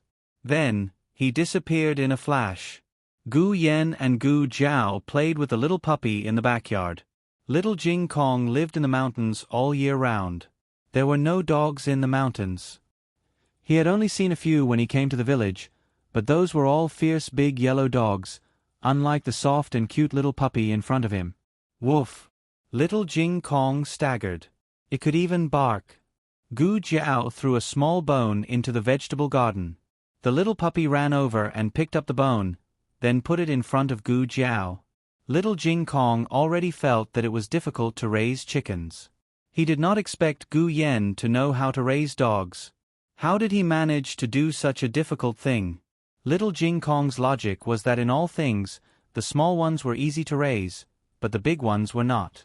For example, he was easy to raise, as long as he was full. But his brother-in-law was not. He had to worry about his exams and walking every day. It's too difficult for me. Little Jing Kong finally turned into a little salted fish, stranded on the bed in the west room without a soul. When Xiao Lulang finished cleaning up the woodshed and went back to the west room, little Jing Kong was already snoring with his limbs in the air. Xiao Lulang covered him with a quilt, then put his little wooden fish, little Buddhist beads, and little Buddhist scriptures back into his box one by one. After doing that, he went to the central room. Gu Jiao had just entered the central room. When she saw him, she asked softly, "Are you asleep?" Xiao Lulang nodded and said softly, "Yes, I'm asleep." "Where's Gu Yen?" Gu Jiao said, "He's asleep too." The two of them sat on the chair and breathed a sigh of relief at the same time. It felt a bit like a pair of parents asking, "Is little Bao asleep?" "Yes, what about De Bao?" "De Bao is asleep too." Then, as parents, they could finally start doing their own things. Gu Jiao said to him, "Go for rehabilitation." There was a cobblestone path in the backyard for him to do rehabilitation. Even if she knew that it was caused by a knot in his heart, she could not give up any effort. Xiao Lulang said self-deprecatingly, "I can't walk even if I practice." Gu Jiao pointed at his legs and said seriously, "At least the muscles won't degenerate. If you want to walk one day, they can support your dream and take you anywhere." Xiao Liulong's heart was touched. But the next second, he laughed at himself again. Dream. He had no dream. But her sentence, "if you want to walk," sounded ordinary, but it seemed to have another meaning. Did she mean, "let him walk," or "let him walk"? Xiao Lulang looked at her quietly. Gu Jiao did not explain further. She smiled and said, "Let's go." She took his crutches and helped him to the backyard. It was late at night, and the whole village fell asleep. The moonlight was quiet. She held his arm and walked step by step on the cobblestone path in the backyard. The path looked very long, but they accidentally reached the end. She wondered if it would be the same between him and her. The next day, Xiao Lulang woke up early to go to the academy. The private school in Little Jing Kong was closed today, so Gu Jiao accompanied him to the ox cart. It was still early. It was rare that Little Jing Kong did not have to go to school, so Gu Jiao thought that he would sleep early. Who knew that he would wake up right after Xiao Lulang left? He first went to the backyard to practice the horse stance for a while, then practiced the skyward stirrup for a while. He raised his feet above his head and asked Gu Jiao to put a bowl of water on his feet. The little monk looked serious and cute when he practiced. When he finished practicing, Gu Jiao had just cleaned up the kitchen and was about to go up the mountain to pick some mushrooms. It was rare that Gu Yen was still sleeping, so the little monk could have the Jiao Jiao all to himself. Naturally, he would not let go of this opportunity and asked to go up the mountain with Jiao Jiao. Gu Jiao agreed.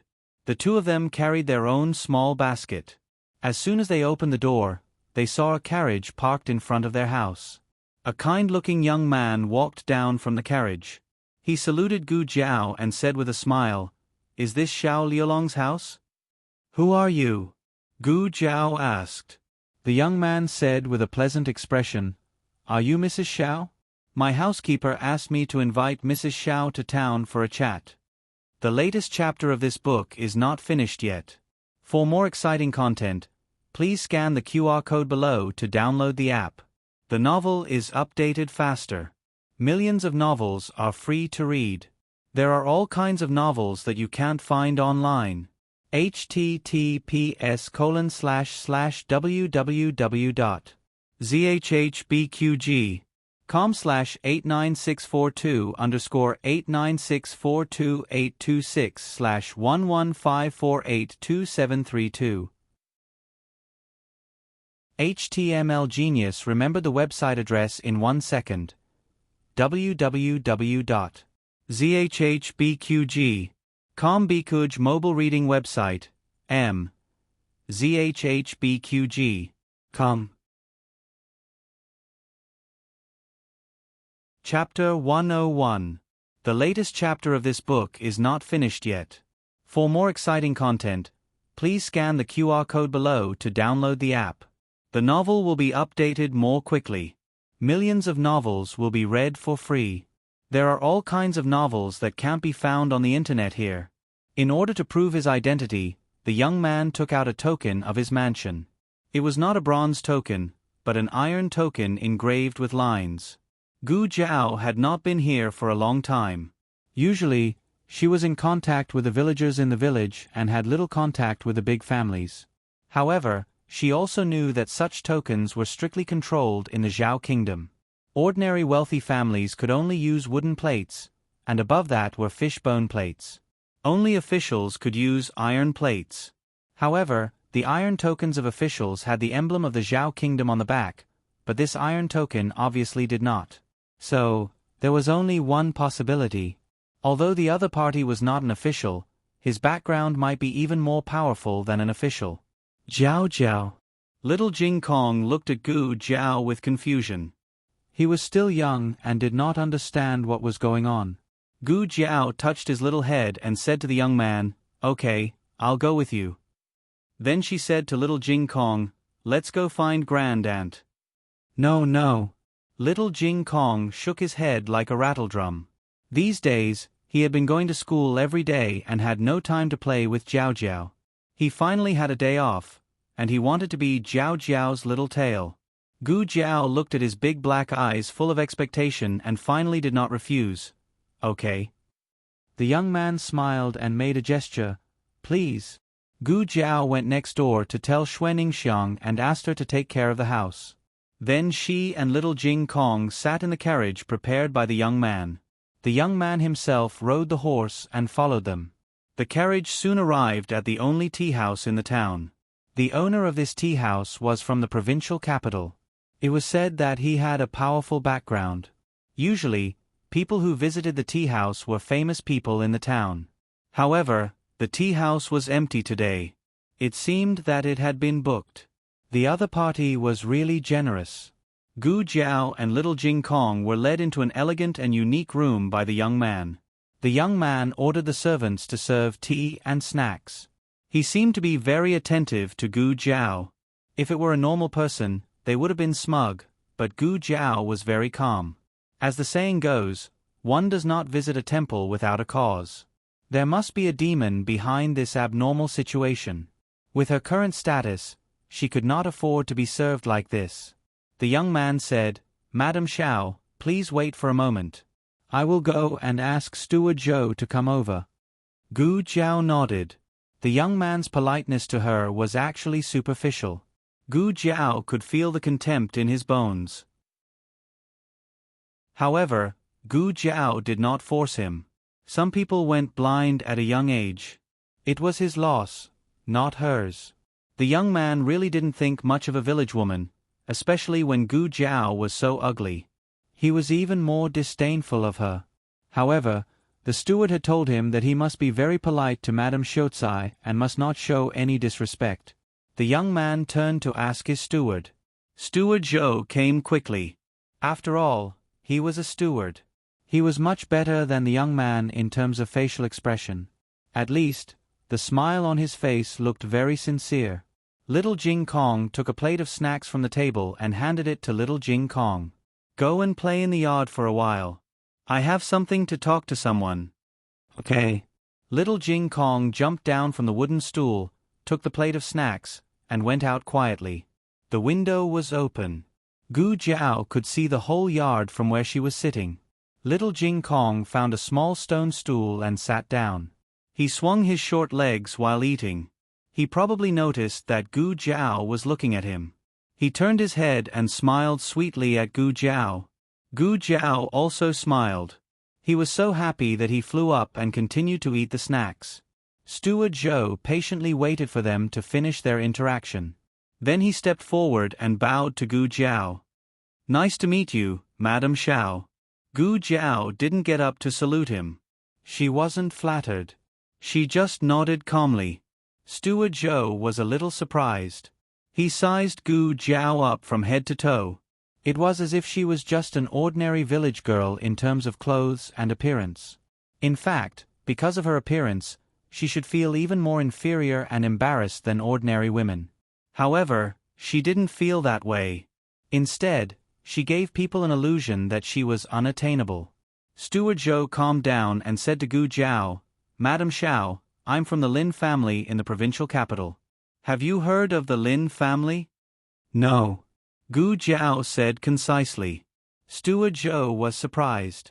Was this girl a local? How come she hadn't heard of the Lin family? The Lin family was the local tyrant in Yuzhou. Even the prefecture overseer had to give the Lin family some face. The Lin family was originally in the salt transportation business. In the early days, they sold illegal salt and established their own salt gang. The imperial court sent an army to attack the salt gang. In the end, both sides suffered losses. Later, the imperial court adopted a policy of enlistment and incorporated the salt gang. Although they were incorporated, the salt gang was still managed by the Lin family. It was just that the silver earned from the salt transportation was equally divided with the imperial court. Moreover, the salt gang was no longer allowed to oppress the common people and rob them of their wealth. When necessary, they had to assist the imperial court in eliminating water bandits. Steward Zhou gave a general explanation of the Lin family's background.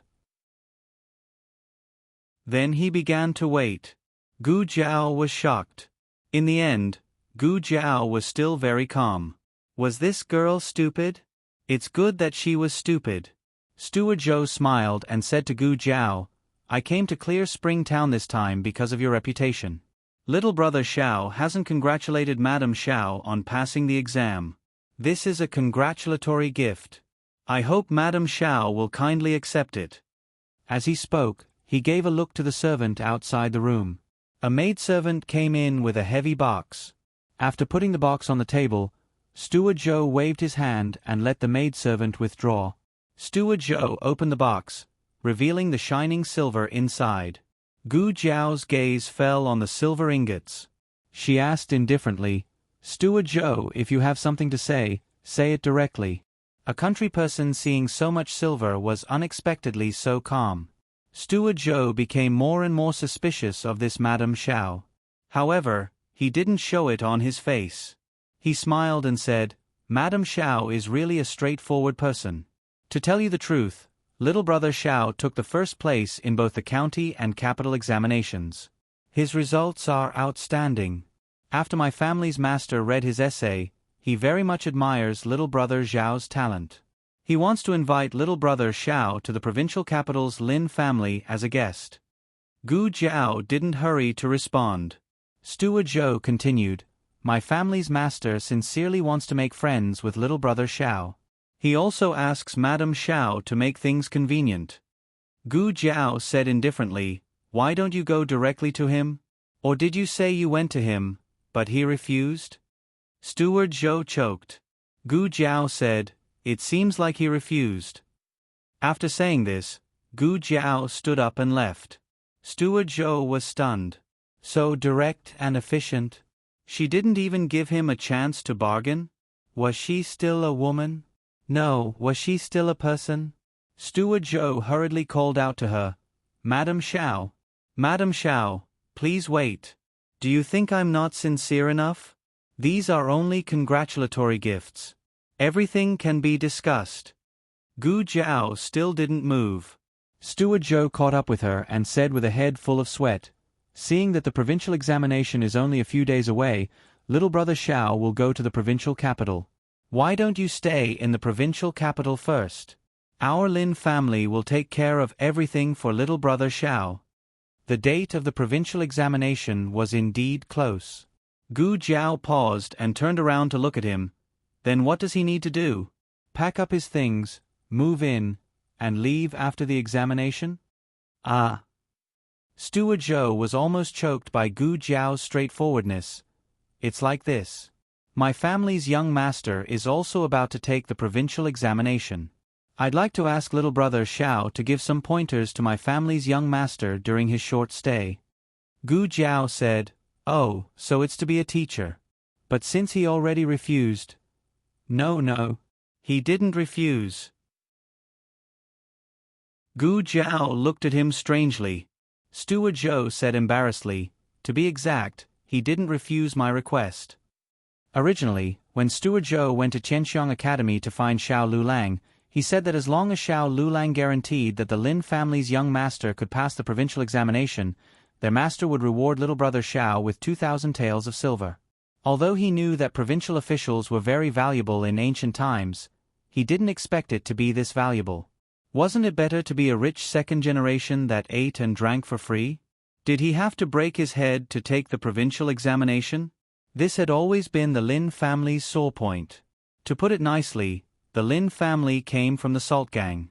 To put it bluntly, they were salt merchants. They had once been in cahoots with pirates and snakes. The Lin family was so poor that they only had money left. Why did the imperial court recruit the Lin family? Wasn't it because the Lin family's descendants were useless and would decline in 2 or 3 generations? At that time, the Salt Gang would completely fall into the hands of the imperial court. It wasn't that the Lin family didn't expect the family's crisis. It was just that they looked brave at that time, but in reality, they didn't have the strength to fight against the imperial court. Even if they fought with their backs to the river, at most they would kill a few thousand of the imperial court soldiers. However, the Lin family wouldn't have a single person left alive. Being recruited would at least give the Lin family several decades of stability. The Lin family hoped that their descendants would have some prospects and be able to support the Lin family in the future. As a matter of fact, after the Lin family had produced more than a dozen good-for-nothings, they finally had a 6th son who passed the county-level examination. The 6th young master was born from a concubine, but he was diligent and studious. Master Lin and Madam Lin both valued him highly. The entire Lin family treated the 6th young master as a treasure. In order to nurture him, the Lin family had spent a lot of money. Xiao Lulang was recommended by a teacher in the Lin family. The Lin family's master was a boorish man. How could he know anything about 8-legged writing? However, he trusted the teacher from the capital. The teacher said that Xiao Liulong's literary talent was better than any other teacher in the Lin family. With him teaching the 6th young master, he would be able to achieve twice the results with half the effort. The latest chapter of this book is not finished yet. For more exciting content, please scan the QR code below to download the app. Novels are updated at a faster rate. Millions of novels are free to read. Novels with connotations that can't be found online are all available here. https://www.zhbqg.com/89642-826/115477863. HTML Genius memorized this website's address in 1 second.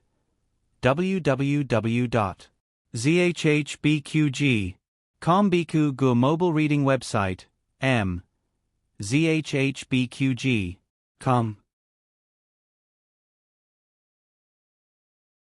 Chapter 102.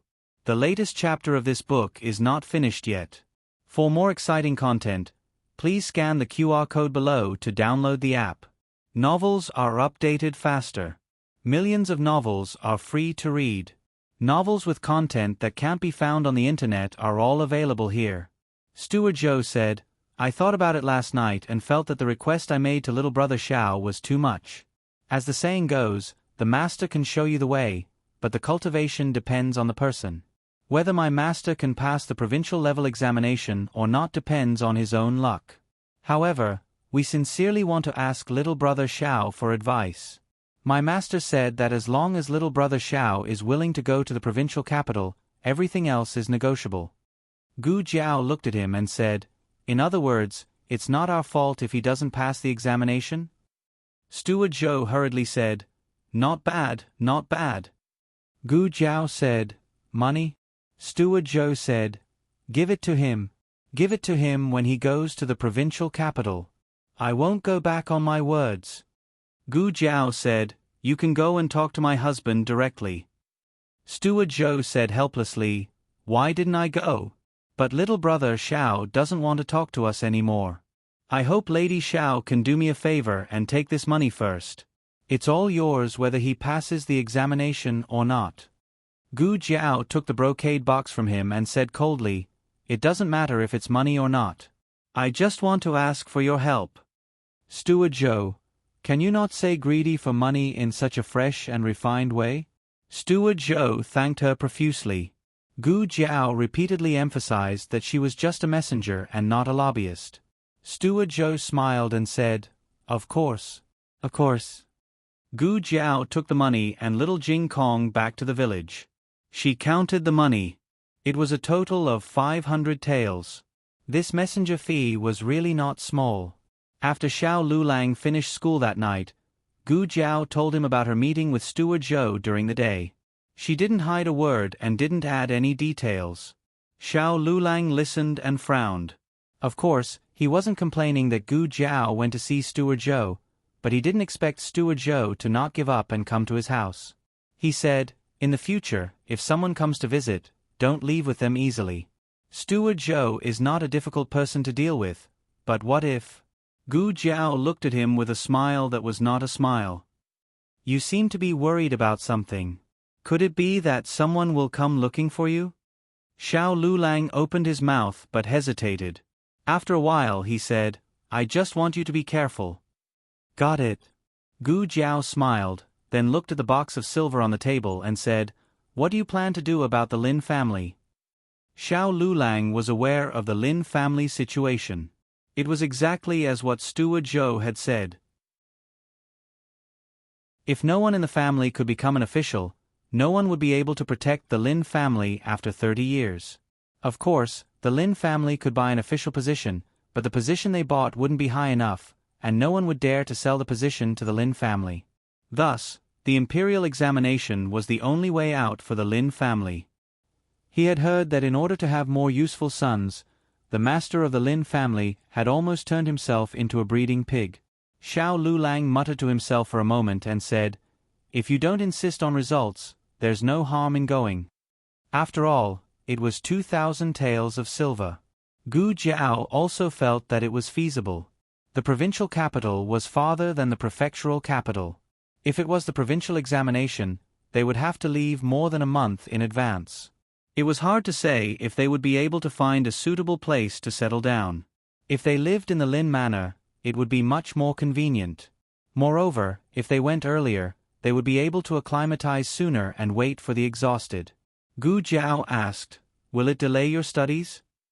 Xiao Lulang said, "It won't." Gu Jiao remembered that the principal had said that Xiao Lulang was an extremely intelligent person. It was just that he didn't want to go to the capital for the imperial examination. Letting him travel around wasn't necessarily a bad thing. Gu Jiao nodded. "Then it's settled." Xiao Lulang said, "Yes." She originally thought that the matter of going to the Lin family was settled. Unexpectedly, that night, Gu Jiao had a dream. She dreamed that Xiao Lulang had agreed to Steward Zhou and was escorted to the provincial capital by Steward Zhou and the Lin family's guards. The Lin family was indeed sincere in seeking advice and didn't plan to play any tricks. This matter was supposed to be foolproof, but man proposes and God disposes. Halfway through the journey, Xiao Liulong's group ran into a once-in-a-decade rainstorm. The relay station that Xiao Lulang lived in was flooded and the group was separated by the water. Xiao Lulang hugged a piece of driftwood and his life was saved, but he fell seriously ill. By the time Steward Zhou and the others found him and brought him back to the Lin family, he had already lost a layer of skin. Fortunately, they had set off early. Even if they were delayed for so long, there were still 2 months before the provincial examination. Xiao Lulang recuperated in the Lin family while tutoring the Lin family's 6th young master. The Lin family's 6th young master was a well-behaved person. He wasn't extremely smart, but he was diligent and persevering. Xiao Lulang got along well with him. However, something big happened when the provincial examination was approaching. A cousin of the Lin family came to the Lin family for a short stay. She was the niece of the Lin family's matriarch. That cousin of the Lin family fell in love with Xiao Lulang at first sight. Xiao Lulang was still a cripple, but she still fell in love with him. It could be seen that this man's appearance was very troublesome. However, she was a girl with status and couldn't recommend herself to sleep with him. Coincidentally, the Lin family's 6th young master had caught a cold. The cousin of the Lin family's 6th young master came up with a plan and persuaded her aunt, "Cousin probably won't be able to pass the examination like this. Why don't we let Xiao Lulang take the examination instead? Cousin will write his name and he will write cousin's name. This way, the chances of him passing the examination will be higher than cousin's." The cousin of the Lin family told her aunt that she was willing to be Xiao Liulong's concubine to express her gratitude. Madame Lin was an experienced person. How could she not see through it? However, these words did indeed strike a chord in her heart. Although she didn't give birth to the Lin family's 6th young master, this concerned the future of the entire Lin family. Madame Lin agreed. Xiao Lulang sternly refused and even reprimanded the two of them. Madame Lin had an attitude of giving it a try. If it didn't work, then forget it. However, that cousin of the Lin family was a ruthless character. In a fit of anger, she actually drugged Xiao Lulang. In all fairness, that cousin of the Lin family's 6th young master wasn't bad. It could even be said that she was as beautiful as a flower. However, even so, Xiao Lulang relied on his strong willpower to overcome the effects of the aphrodisiac. However, he also fell ill from then on. After waking up, Gu Jiao was furious. What a messy cousin of the Lin family. How dare she have such a bad idea about Xiao Lulang? She even used such a despicable method to harm him and the good fortune of the rest of his life. Moreover, it wasn't only his good fortune. This was intolerable. It seemed that he couldn't go to the Lin family's mansion. That cousin of the Lin family was a frequent visitor. As long as Xiao Lulang moved in, he would definitely meet her no matter how careful he was. The sky was slightly bright. Gu Yan and old Madame Lin were still sleeping in their rooms. Gu Jiao was sitting in the central room, eating breakfast with Xiao Lulang and little Jing Kong. Little Jing Kong was the first to finish eating. Then, he went back to the west room to pack his bag. Gu Jiao took a sip of porridge and hesitated about how to start the conversation with him.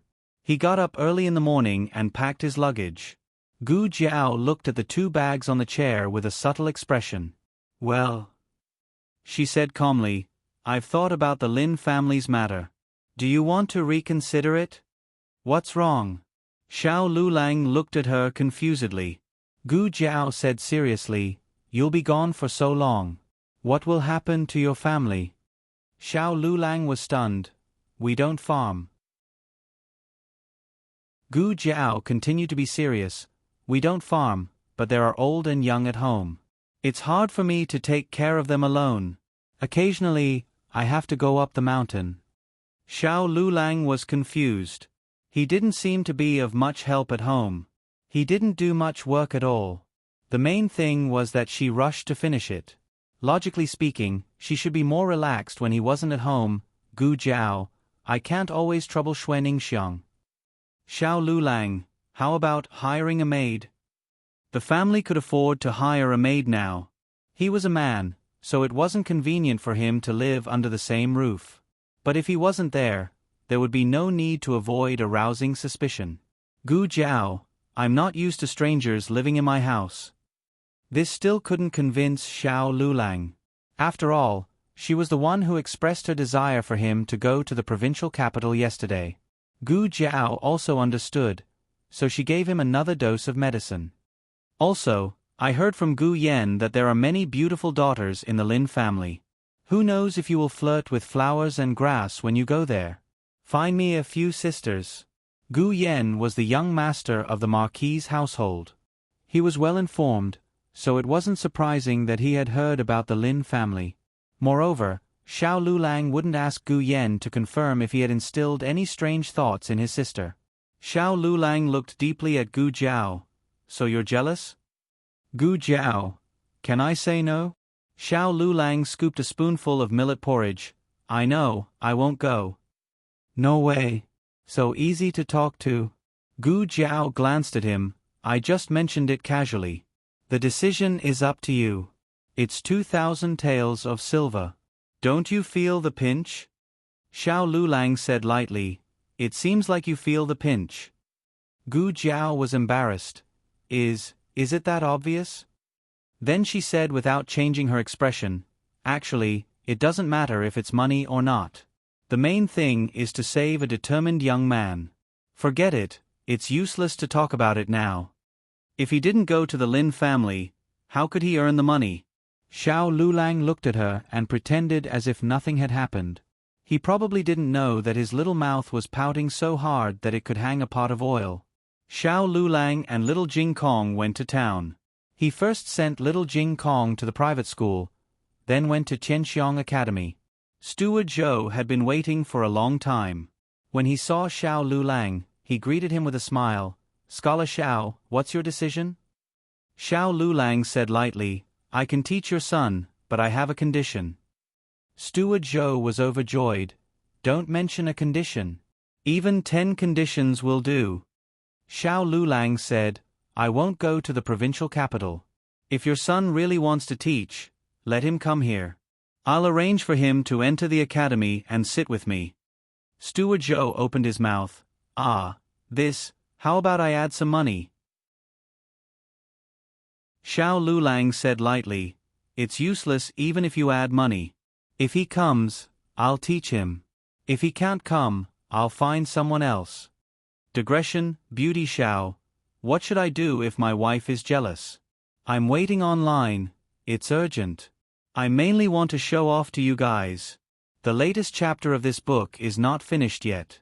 For more exciting content, please scan the QR code below to download the app. Novels are updated faster and more complete. Millions of novels are free to read. Novels with content that can't be found on the internet are all available here.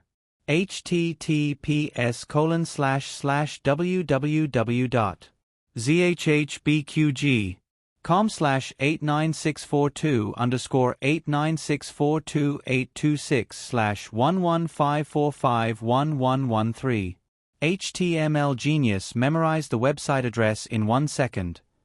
www.zhbqg.com Biku Gu mobile reading website, zhbqg.com.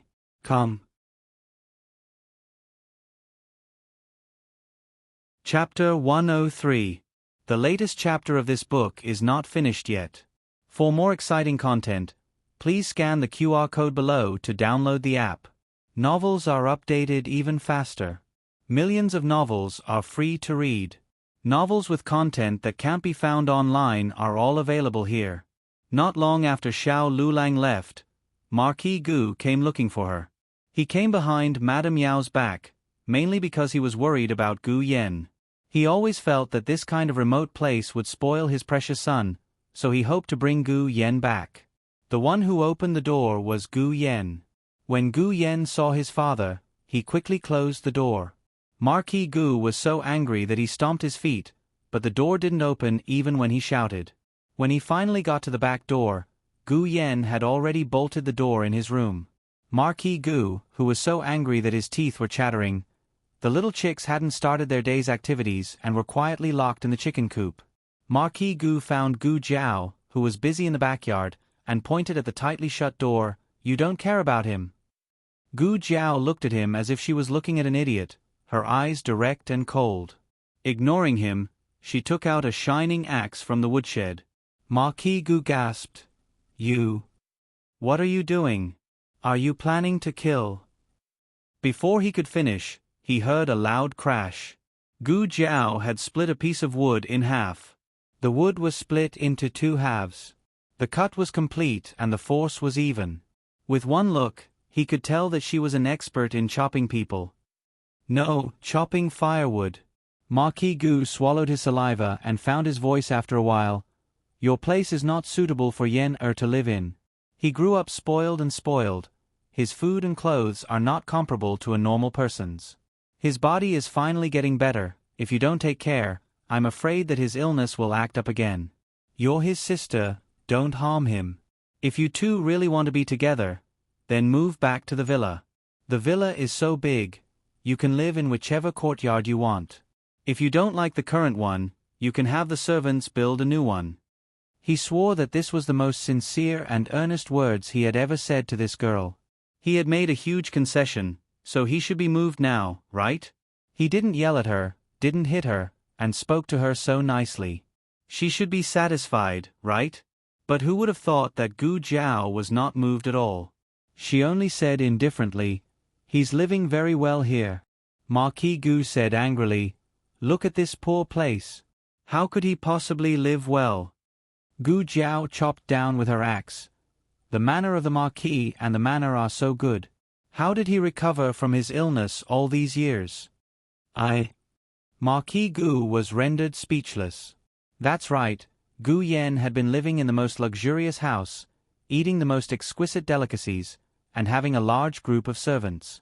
However, his body was still deteriorating. It was only after encountering Huichun Hall that he finally came back from the dead. Marquis Gu knew that this matter could not be resolved. Otherwise, why would they be called fraternal twins?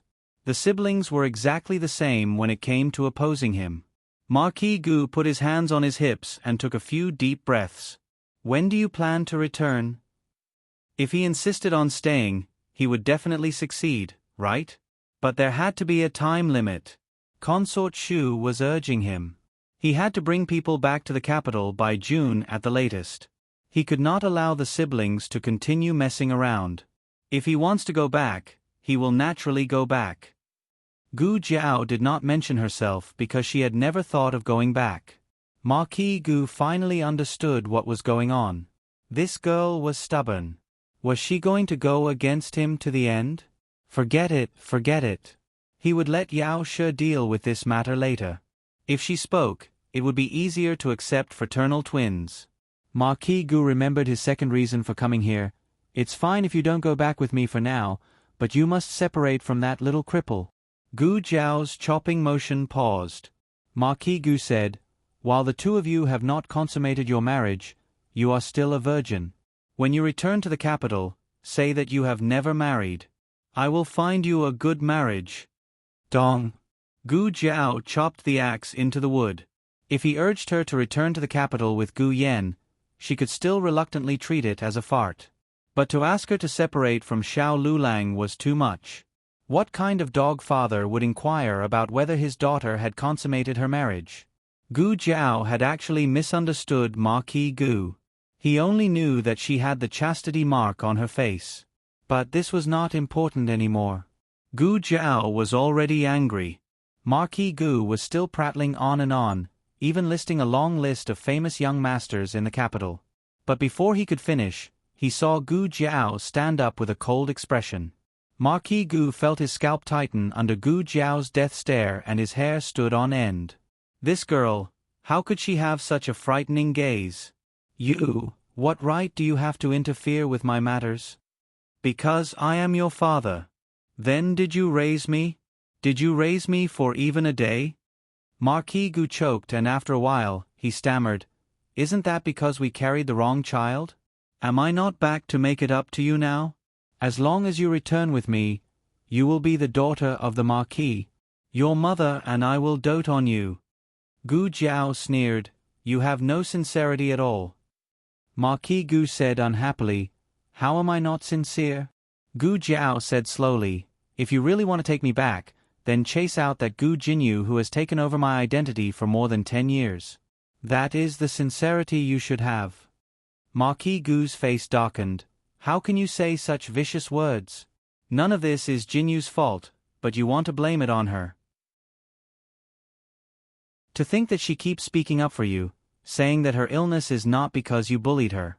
But look at yourself. How are you an elder sister?" Gu Jiao said indifferently, "I don't have a younger sister." "You." Marquis Gu thought of how Jinyu always called her elder sister affectionately. Looking at this girl again, he felt that there was nothing good about her and was thoroughly disappointing. "I will not chase Jinyu away, stop dreaming." Who cares?" Gu Jiao chased him out and slammed the door shut. Huang Zhong was waiting at the entrance of the village for his marquis not to come, thinking that he might have ruined something again. He was about to go look for him when he saw his marquis coming over with his hand covering his nose. "Marquis, what's wrong?" he asked worriedly. Marquis Gu put down his hand covering his nose. Huang Zhong was stunned. You were beaten again? Why was his nose bleeding? And his nose was swollen? Isn't it because that girl slammed the door too quickly?" He wanted to step in but was slammed out by the door and his nose was almost knocked crooked. Huang Zhong sighed. "Can't you not make eldest miss angry?" Marquis Gu glared at him. "What do you mean I made her angry? It's clearly her who made me angry." Huang Zhong asked, "How did she make you angry?" Marquis Gu snorted. "She actually shamelessly asked me to chase Jinyu out. Why is she so petty that she can't even tolerate a younger sister? Did Jinyu say anything when he found out that he had an elder sister?" This was different. Second Miss was not his biological daughter and she had taken over the identity of eldest Miss for so many years. It was good enough that she was not sent back to the main family. How could she complain? Second Miss was innocent, but wasn't eldest Miss the same? She suffered the hardships that Second Miss deserved and Second Miss enjoyed the blessings that she deserved. Who would be happy? But Huang Zhong had followed the Marquis for many years and knew his character well. He was extremely rebellious in his bones and was amenable to coaxing but not coercion. The more he was not allowed to do something, the more he would do it to the end. On this point, the father and daughter were 100% alike. Huang Zhong sighed. "Marquis, let's go back." Marquis Gu's gaze was dangerous. "The matter has not been settled, how can I go back?" Huang Zhong was speechless. "No, you can't do anything to eldest Mississippi. I can't do anything to her, but that doesn't mean I can't do anything to others." Marquis Gu said coldly, "Let's go to the academy." Class had just ended at the academy. Xiao Lulang came out of Chenxiong Academy and was about to go to the private school to pick up little Jing Kong. Marquis Gu called over the academy's servant and asked him to point out who was Xiao Lulang. The servant pointed. "It's him." Marquis Gu looked at Xiao Lulang and with just one glance, his eyeballs almost fell out. Wasn't this the young man that he met on the way out of the village and looked similar to Zhao Du's young marquis? How could it be him? Marquis Gu and Zhao Du's young marquis had not met much, mainly because there was no interaction between the two manors. Although they were both Marquis manors, Marquis Xianping's rank was higher than Marquis Ding An's. Marquis Xianping was a true first-grade marquis. He had power and influence, wealth that could rival a country, and he dominated the capital. Marquis Xianping's younger sister was the current Empress Xiao. When his own sister, Consort Xu, saw her, she had no choice but to perform the etiquette of a concubine. A son from such a family was definitely worthy of being called a favored son of heaven. His birth was already so outstanding, but he still did not disappoint. When he was 12 or 13 years old, he became the young chancellor of the Imperial College. His magnificence did not lose to his biological father, Marquis Xianping. Unfortunately, heaven was jealous of such talents. Marquis Gu looked at Xiao Lulang again. This time, he did not feel that they were similar. Zhao Du's young marquis was a pure and kind young man. He was gentle like jade, and his eyes always held a clean and beautiful smile. Xiao Liulong's eyes were too cold, and his heart was dark. Marquis Gu narrowed his eyes unhappily. At this time, Xiao Lulang came closer. The servant waved at him. Xiao Lulang. Someone is looking for you. Xiao Lulang glanced at Marquis Gu and stopped in his tracks. Marquis Gu did not insist on waiting for him to come over. He walked over himself and looked at Xiao Lulang with disdain. You are Xiao Lulang? Xiao Lulang looked at him calmly. What is it? Marquis Gu gave Huang Zhong a look. Huang Zhong took out a stack of banknotes. Marquis Gu said arrogantly, Leave my daughter and these banknotes are yours. Xiao Lulang did not even look at the banknotes. He said expressionlessly, Isn't this too little? Marquis Gu raised his chin and said, 5,000 taels is enough for you to squander for a few lifetimes. You can also marry a few beauties and live a carefree life for the rest of your life. Don't think that your future is limitless just because you took the first 2 exams. I have seen many people like you, but not many of them can really make it to the court examination. If you are unlucky, you will fail the provincial examination. How much effort did the aristocratic families spend to raise their children? There was no lack of intelligent and diligent students among them. How could these poor students compare to them? Even if they were lucky enough to enter the capital, did they really think they could make a name for themselves? Perhaps the provincial examination was still a competition of strength, but the higher you went, the more influence you had. Every year, the top 3 were born from the candidates of the major powers in the capital. How much of this was due to the emperor's helplessness and how much of it was due to unspeakable political struggles? This was something that Xiao Lulang and the other poor and pedantic bookworms could never imagine. Studying could turn a group of small shrimps into small fish, but it was impossible for a carp to leap over the dragon's gate. Marquis Gu looked at Xiao Lulang and said, People are destined to be rich and poor from birth. You are not fit to be my son-in-law. Know your place and take these banknotes and disappear from my sight. If you think it is too little, I can add a bit more for you. Huang Zhong. Huang Zhong took out another 1,000 taels of banknotes. Xiao Lulang smiled coldly. Marquis Gu, have you forgotten something? What? Marquis Gu asked. Xiao Liulong's lips curled. She is still not your daughter. Heart-wrenching. Marquis Gu's arrogance froze. Xiao Lulang lightly mocked. If you are referring to the daughter you already have, then there is no need. I have no interest in the daughter you have raised by your side since childhood. Even if you give me 5,000 taels of gold, I won't even look at her. What kind of disdainful tone was this? Wasn't this brat too arrogant? Did he know how many people in the capital wanted to marry Jinyu? They were all young masters who were thousands of times more outstanding than him. No, now was not the time to be angry about this. He had almost been led astray by this brat. Marquis Gu clenched his fists, planning to teach this brat a lesson. Huang Zhong, Huang Zhong. Where was he? Where did he die to? Marquis Gu turned around, wanting to see where Huang Zhong went. But suddenly, a slender hand reached out from behind him, grabbing his collar and dragging him into a side alley. Half an hour later, Gu Jiao calmly walked out of the alley. Xiao Lulang looked at her strangely. She clapped her hands, revealing a gentle smile. Sorry for making you wait. We have finished communicating, he won't bother you anymore. Marquis Gu, who had been communicated, sat in the corner of the alley like a puppet with its strings cut. His body that had lost consciousness from the pain helplessly leaned against the wall. Beside him, Huang Zhong had also become a soulless puppet. Both of them had lifeless expressions. Their faces were bruised and swollen, their noses were crooked and their mouths were slanted. It was a tragic sight. The latest chapter of this book is not finished yet. For more exciting content, please scan the QR code below to download the app. Novels are updated at a faster rate. Millions of novels to read for free. Novels with connotations that can't be found online are all available here. https://www.zhbqg.com/89642_89642826/115447491. HTML Genius memorized this website's address in 1 second.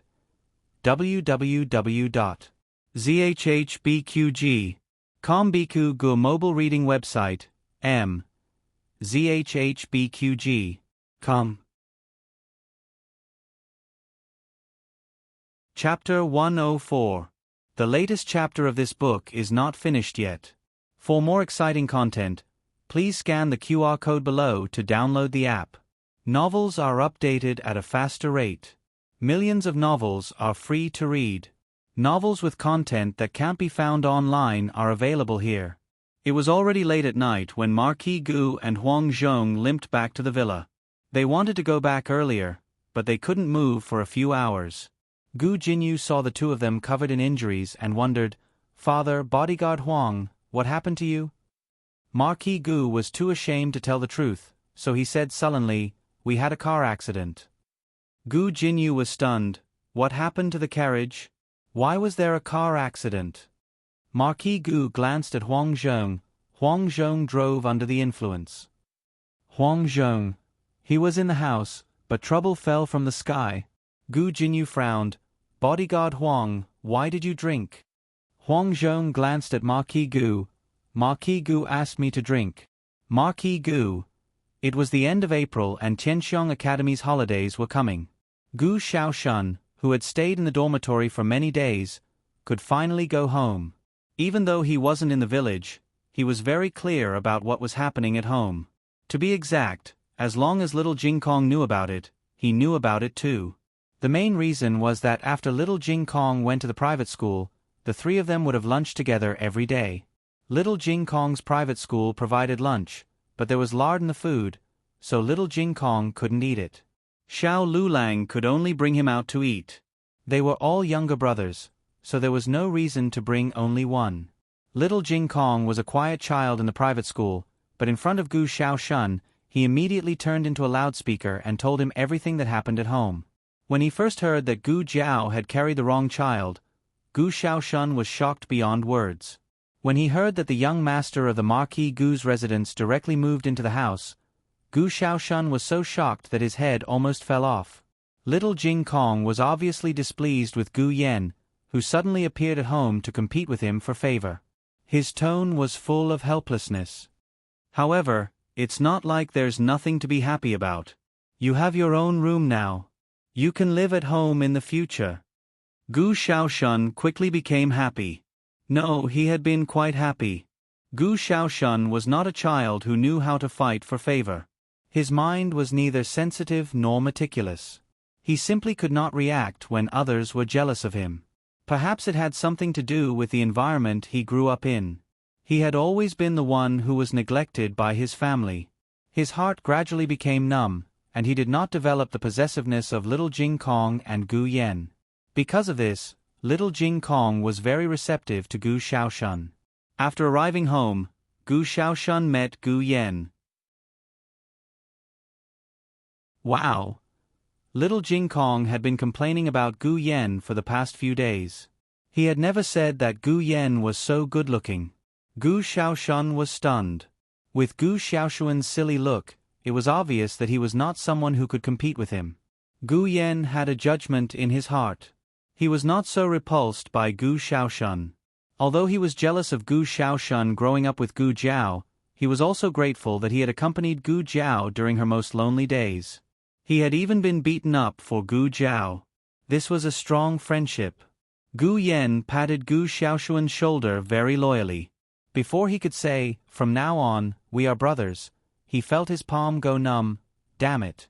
Was this silly guy's shoulder made of iron? It was so hard. The pampered baby Gu's palms immediately turned red. Gu Jiao went to get water. "Jiao Jiao. I'll go too." Little Jing Kong immediately took out his small carrying pole and small wooden bucket. He carried them and went to get water with Gu Jiao. Gu Yen also wanted to go. In fact, he He could only carry little Jing Kong's small carrying pole and small wooden bucket. But that was too embarrassing, wasn't it? Gu Yen tried to grab the wooden bucket next to the water tank with both hands, but he could not grab it for a long time. Gu Xiaoshun said, "I'll do it." Gu Yen asked, "You'll help me get water?" Gu Xiaoshun thought, "I just want a bucket to get water myself. But since you said so, I'll do it." Gu Xiaoshun helped Gu Yen to get water. He grew up being ordered around by Mrs. Lu. He had no place to use his strength, so he could only fetch water with a swishing sound. Gu Yen watched as Gu Xiaoshun poured buckets after buckets of water into the vat, and the corners of her lips curled up in satisfaction. Gu Xiaoshun helped him to get water. It was his. Gu Yen suddenly found Gu Xiaoshun more pleasing to the eye. When they were eating at the table, he and little Jing Kong waited for Gu Jiao to pick up food for them. There was only one sweet potato ball left. "Xiaoshun can give it to me," he said generously. "Okay." Little Jing Kong nodded seriously. He had no objection. After the meal, Gu Jiao cut a plate of fresh fruits and ate until there was only one piece left. Gu Jiao was most afraid of this kind of situation, so she usually calculated before giving out food. But Gu Xiaoshun came back today, so the rhythm of eating was disrupted. If it was in the past, they would argue about who should get the last piece of Jiao Jiao. But today, give it to Xiaoshun. He hasn't been at home these days, so he should eat more. Gu Yen said generously again. Little Jing Kong nodded. He still had no objection.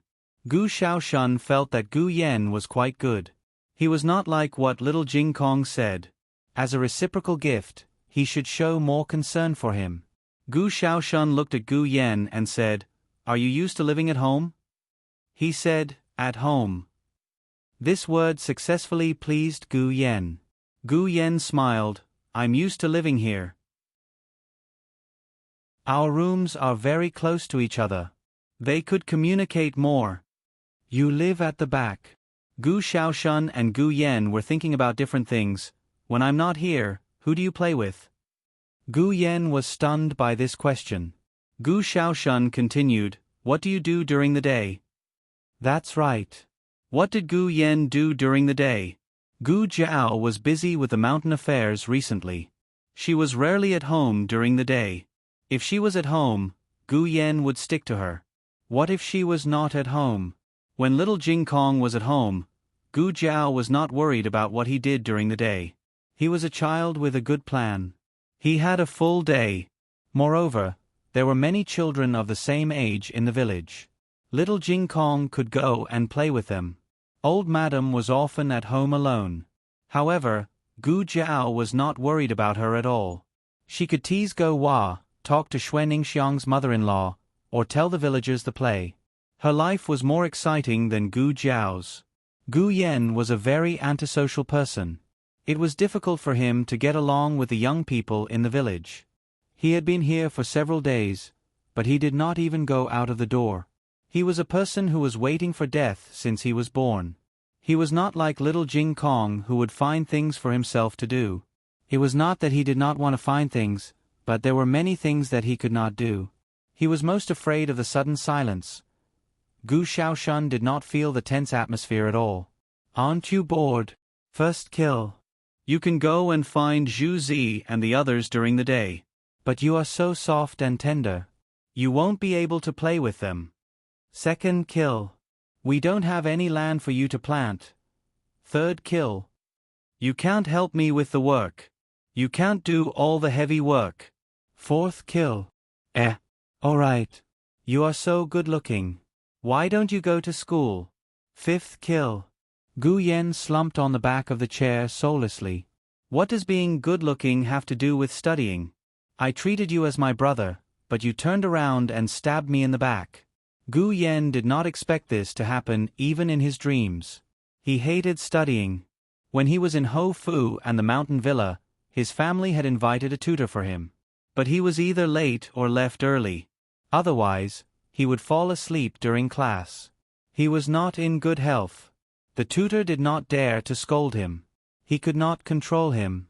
In the end, he simply gave up.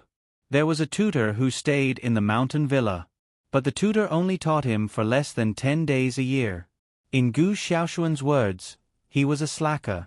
Gu Yan looked at Gu Jiao with grievance. He wanted to tell her with his eyes. He did not want to go to school. No, no, no. Gu Jiao did not object to Gu Yan going to school in Little Jingkong. Naturally, she would not object to Gu Yan going to school now. Moreover, Gu Yan's condition was very stable now. Studying was not a problem. She could unconditionally tolerate other things, but there was no discussion about going to school. Gu Jiao automatically ignored Gu Yan's little eyes. You are old enough. It's time for you to go to school. Gu Yan roared in his heart. No. I am still a baby. Gu Jiao and Xiao Lulang seriously discussed Gu Yan's school matters. Gu Jiao said, I still hope that he can stay with you as much as possible. This way you can take care of each other. The private schools in Tianxiong Academy and Little Jingkong are both good. Private school. Xiao Lulang said after thinking about it. Tianxiong Academy was not easy to enter. Xiao Lulang could ask Dean Li to open the back door for him. However, after entering the academy was the key. The students in Tianxiong Academy were all very basic. They were at least scholars. Most of them were scholars. Their learning progress was very fast. The atmosphere was also very tense. Gu Xiaoshan was an exception. He was simple-minded and unaffected. However, Gu Yan was not necessarily so. Gu Jiao also preferred private school. She looked at Little Jingkong. How is your private school? Little Jingkong said with a serious face. It's very good. The teachers are both virtuous and talented. Their lectures are very exciting. The teachers who wished they could be scolded by Little Jingkong 3 to 5 times a day. The overall standard of the private school was not as high as Tianxiong Academy. However, at the same time, the learning pressure was not as great as Tianxiong Academy. It was suitable for Gu Yan who could not survive in a high-pressure environment. Gu Jiao felt that this arrangement was perfect. What do you think? Gu Jiao looked at Gu Yan and asked. Can I refuse? Baby Gu asked weakly. If Marquis Gu arranged for him to study, he would have torn up all the old man's antique paintings. However, he could not be angry with Gu Jiao. He loved her so much. How could he be angry with her? Gu Jiao thought for a while and nodded. Then let's change the question. Will I send you to school tomorrow, or will your brother-in-law send you to school? Baby Gu, you send me to school. There seemed to be something wrong. The latest chapter of this book is not finished yet. For more exciting content, please scan the QR code below to download the app. Novels are updated faster. Millions of novels are free to read. Novels with content that cannot be found on the internet are available here. https://www.zhbqg.com/89642_8964411541140. HTML Genius memorized the website's address. www.zhbqg.com Bikuj mobile reading website. zhbqg.com.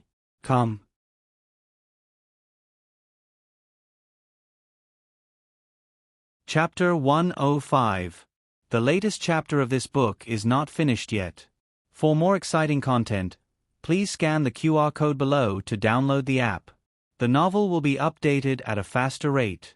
Millions of novels will be read for free. There are all kinds of novels that can't be found online. Gu Jiao made a school bag for Gu Yan overnight. At dawn the next day, Gu Yan was packed up by his sister and sent to Luo Dazhuang's bullock cart. Xiao Lulang asked Gu Xiaoshan to go to the academy to ask for an hour's leave for him. Then he and Gu Jiao sent Gu Yan and Little Jingkong to the private school. Xiao Lulang paid the money and went through the admission procedures. Little Jingkong asked Gu Yan, who was waiting in the corridor, "Which class do you think you will be in?" Gu Yan snorted with a cold face. "Anyway, I won't be in the same class as you." Little Jingkong studied elementary school. Gu Yen was already 14 years old. Of course, it was impossible for him to enter the elementary school class. He was assigned to teacher Chang's class. The students in the class were about his age and had some foundation in the 4 books and 5 classics. Gu Yen was somewhat satisfied with the assignment. However, before he could sit down, Teacher Chong brought in another new student. There was an empty seat beside Gu Yen. Teacher Chong let the new student sit beside Gu Yen. Gu Yen looked at the 3-headed little monk beside him. His eyes widened. Why are you in this class? Little Jing Kong spread his hands. I skipped a grade. Gu Yen, how could this work? Gu Yan's days began. He couldn't lose to a little monk, especially a little monk who was competing with him for favor. If the little monk could skip a grade, then so could he. Gu Yen, who had been eating and waiting for death, became serious for the first time. The 2 secret guards were confused. They had been assigned by the old Marquis to stay by the little young master's side for several years. It could be said that they had a clear understanding of the little young master's character. But why did the little young master seem to have changed into a different person after acknowledging his sister? Can you believe that he has actually started studying? After completing the topographic map, Gu Jiao began to plan for the reclamation of the wasteland. She marked out on the map where the medicinal fields were to be cultivated, where the crops were to be planted, and where the ponds were to be built. This mountain started from the back of Luo's second uncle's house. It was shaped like a small mountain range, with 1 big mountain top and 4 small mountain tops.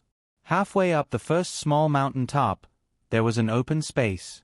What should we do with that empty space? Ever since Marquis Gu's threat to divorce the 2 failed, he did not come again. Instead, it was Yao Shi who came a few times. Each time, she would bring some pastries that she had personally made. The old lady liked it very much. Yao Shi also brought a few sets of clothes that she had personally made for Gu Jiao. She knew that Gu Jiao needed to work, so her sleeping clothes were made of the finest silk. Her daytime clothes were mostly made of durable cotton. Nurse Fong did not quite understand her actions. Since eldest young miss is living a hard life, just give her more money. Why make clothes that even the maidservants would wear? Yao Shi only smiled when she heard this. Jiao Jiao does not need my money. Yao Shi had spent her entire life in the inner residence, living a life of dependence on men. Everyone thought that she should be like this. She herself also thought so, until she met her daughter. She felt that her daughter had lived the life she wanted. It was not money but freedom. Ever since Yao Shi was rejected the first time, she did not mention anything about living here. She also did not force Gu Jiao to call her mother. She only came to see Gu Jiao, and then let Gu Jiao treat her illness. After she finished her medicine, Gu Jiao gave her another 4 boxes. Gu Jiao interacted with Yao Shi as a doctor, so they were quite comfortable. Nurse Fong also came. She apologized to Gu Jiao for offending Gu Jiao earlier. The apology was sincere, but she still had some complaints about some of Gu Jiao's actions. She thought that Gu Jiao should go back with Yao Shi and properly show filial piety to Yao Shi and support her status as the eldest young miss. Because Gu Yen went to school, Yao Shi and Nurse Fong did not see him several times. However, there was one time when Gu Yen and little Jing Kong's private school was on holiday, and Yao Shi finally saw her son that she had not seen for a long time. Then, Yao Shi discovered that her son had gained weight. Yao Shi was so excited that she almost cried. Even in her dreams, she did not expect that her seriously ill son would grow into a little bun. Gu Yen was still not considered fat, but his original face was too thin, and his cheeks were sunken. Now, there was baby fat on his cheeks, and he looked like a cute round little bun face. Yao Shi could not help but pinch it. It felt so good. Gu Jiao nodded in agreement. She pinched it every day, so it felt so good. After getting on the carriage, Yao Shi cried with joy and said to Nurse Fong, "See, it was the right decision to let Yen stay here, right?" Nurse Fong could not refute. Yes, the young master has put on weight, and his complexion is much better. In the past, Gu Yen would get angry every few days in the residence. He would not eat properly or sleep well. Yao Shi could only coax him and could not force him. After coming here, Gu Yan's bad temper calmed down a lot. He also had his own friends and playmates, Gu Xiaoshan, who killed him 5 times, and little Jing Kong, who learned how to hang and beat him. Mother. When Yao Shi's carriage arrived at the courtyard, Gu Jinyu had been pacing back and forth at the entrance for a long time.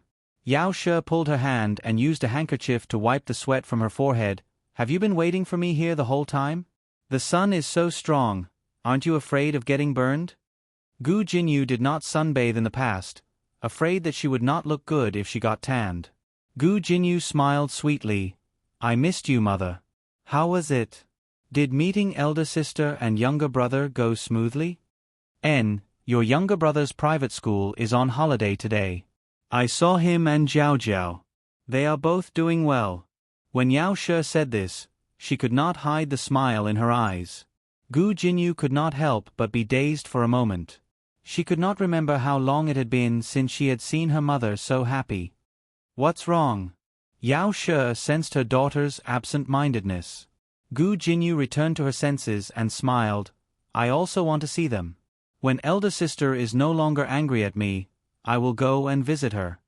Yao Shi said sincerely, she is not angry at you. You have misunderstood her. She is not a petty person. She is just used to her current life and does not wish to be disturbed. Gu Jinyu bowed. Yes, daughter should not make such assumptions about elder sister. Yao Shi smiled and let go of her hand to enter the room. Gu Jinyu's eyes flickered and she followed. Madam, the clothes for young miss have been dried. A young servant girl walked over with a set of soft silk pajamas. Gu Jinyu smiled in surprise and reached out to take the pajamas. Is this for me? After unfolding it, she realized that the size was not right. Her pajamas were not this long. Her fingers tightened. The young servant girl had not noticed her earlier and only saw her now. She was so embarrassed that her face turned white. The young servant girl did not know whether to take it or not. Gu Jinyu smiled. Mother, my clothes are too long. You should let elder sister wear them. Yao Shi had originally made the pajamas for Gu Jiao, but Gu Jinyu had already said so. If she told the truth, it would put the child in a difficult position. She warmly said, Then mother will make a new set for you. To be honest, she had not made clothes for Gu Jinyu in a long time. The main reason was that the clothes she made could not keep up with the trends in the capital. Gu Jinyu found them old-fashioned and did not like to wear them. Gu Jinyu affectionately held Yao Shi's arm. As long as mother makes it, Jinyu will wear it every day. Gu Jinyu stayed in Yao Shi's courtyard for dinner. Marquis Gu also came over. He had only recovered today after being beaten up. He was too embarrassed to say that he had been beaten by a servant girl, so he could only slander Huang Zhong for being drunk and causing the carriage to get into an accident. After dinner, Gu Jinyu had the servant girl carry a large box over. Yao Shi asked, What is this for? Gu Jinyu warmly said, This is a gift I chose for elder sister. I don't know what elder sister likes, so I prepared some of everything. Yao Shi had the servant girl take away the food and open the box. The items inside were laid out one by one. There were jewelry, antiques, calligraphy and paintings, needles and embroidery. It could be seen that he had put in a lot of effort. Everything was not ordinary, but the most eye-catching item was still a guqin. Yao Shi opened the box. When she saw the quaint 5-string guqin inside, her breathing stopped. Jinyu, this is... Gu Jinyu smiled and nodded. That's right, this is the Lunar Shadow Fushi guqin. This was not an ordinary guqin. It was a gift from His Majesty. There was only one in the entire country of Zhao.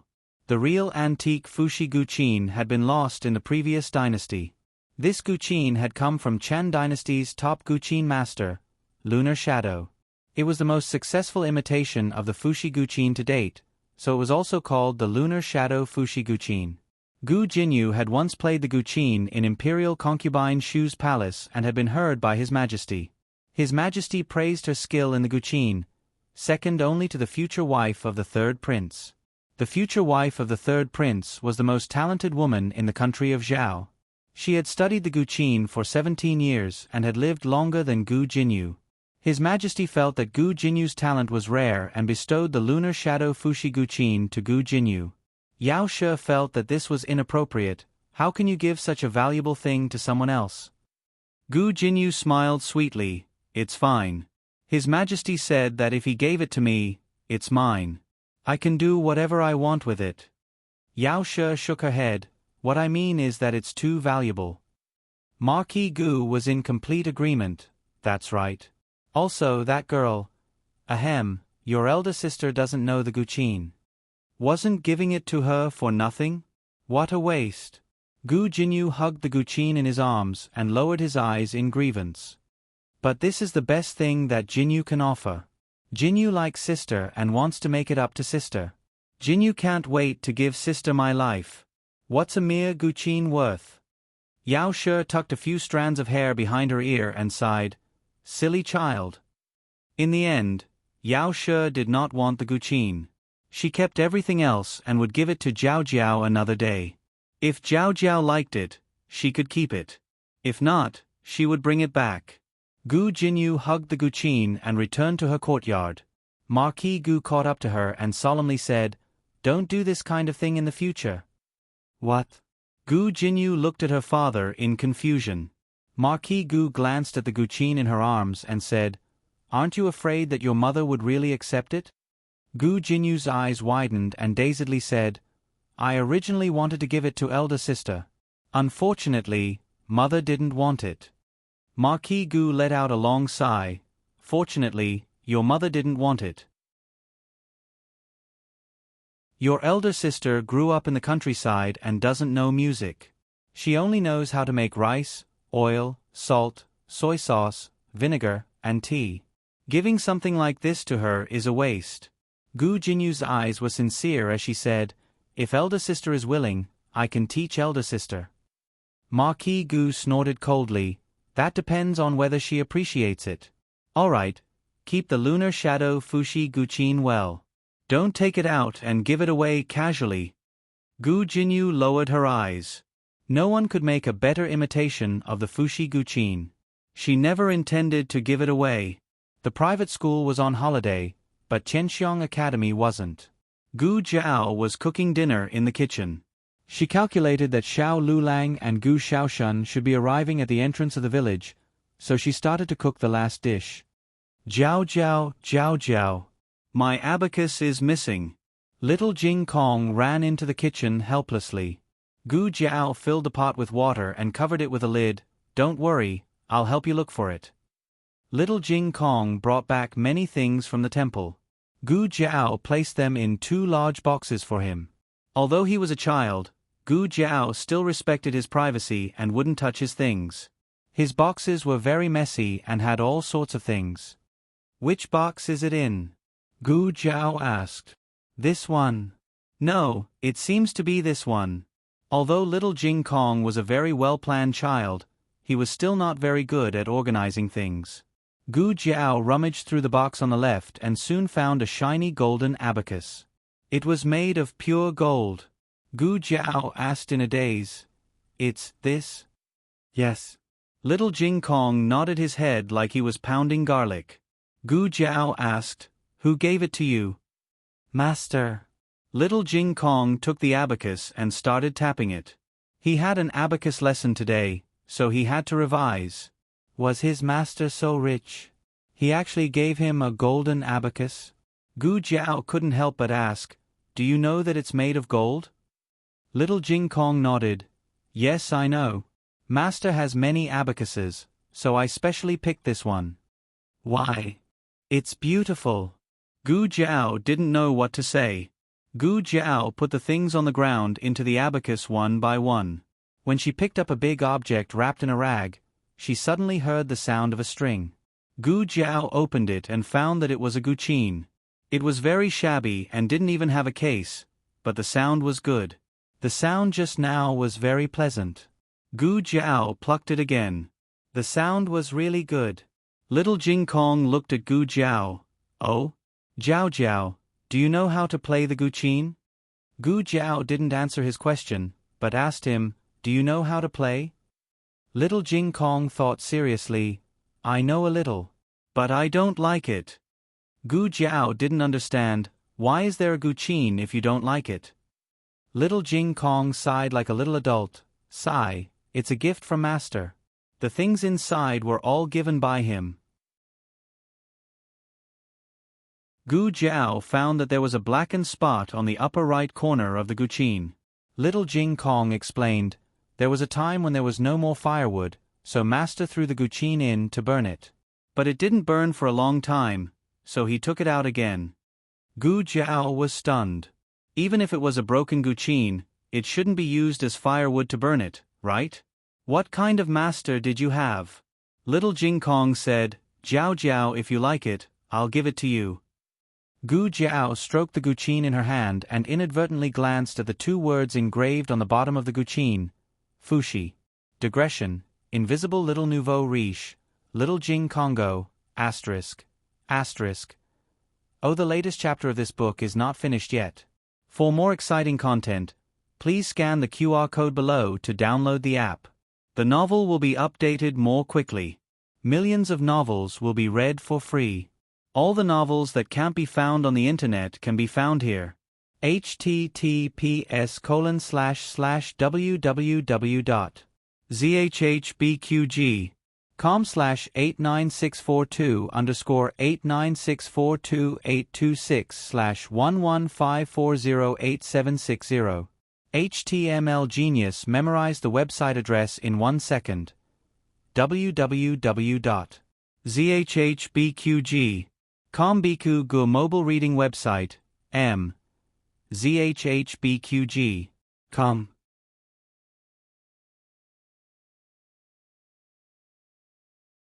Chapter 106. The latest chapter of this book is not finished yet. For more exciting content, please scan the QR code below to download the app. The novel will be updated even faster. Millions of novels will be read for free.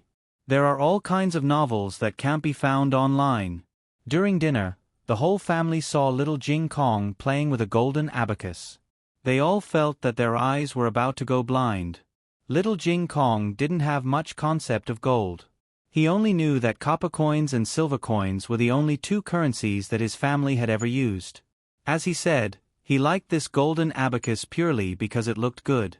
Gu Jiao thought, probably every child likes things that are made of gold and silver. Any bead on the golden abacus could be sold to feed the family for a year. However, they still had moral integrity. No matter how poor the family was, they wouldn't have any ideas about little Jing Kong's abacus. At night, Gu Jiao helped little Jing Kong organize all his things again. She found that other than the golden abacus, Buddhist scriptures, and other books, there were no other valuable things. They were all old and shabby things that didn't seem to be worth much. Gu Jiao breathed a sigh of relief. That's right. It's scary for a monk to have too much money, okay? It seemed that little Jing Kong's master doted on him very much. Even though he was very poor, little Jing Kong liked the golden abacus and spent all his money to make one for him. There were abacuses in the private school, so the students didn't need to bring their own. Therefore, little Jing Kong only took out the golden abacus when he was revising at home. He didn't bring it to the private school. It saved a lot of trouble. The next day, Xiao Lulang took the family's eldest child, second child, and third child to school as usual. Madame Yao brought Gu Jinyu's gifts to the house. As expected, Gu Jiao didn't accept any of them. Madame Yao didn't force her. Nanny Fong advised softly, "Madam, you should persuade eldest Mississippi. Although second Miss isn't her biological sister, she should accept the gifts." Nanny Fong wasn't speaking up for Gu Jinyu. She wasn't her biological sister, so she was already flattering her by giving her a look. However, there were times when people had to do things in front of everyone.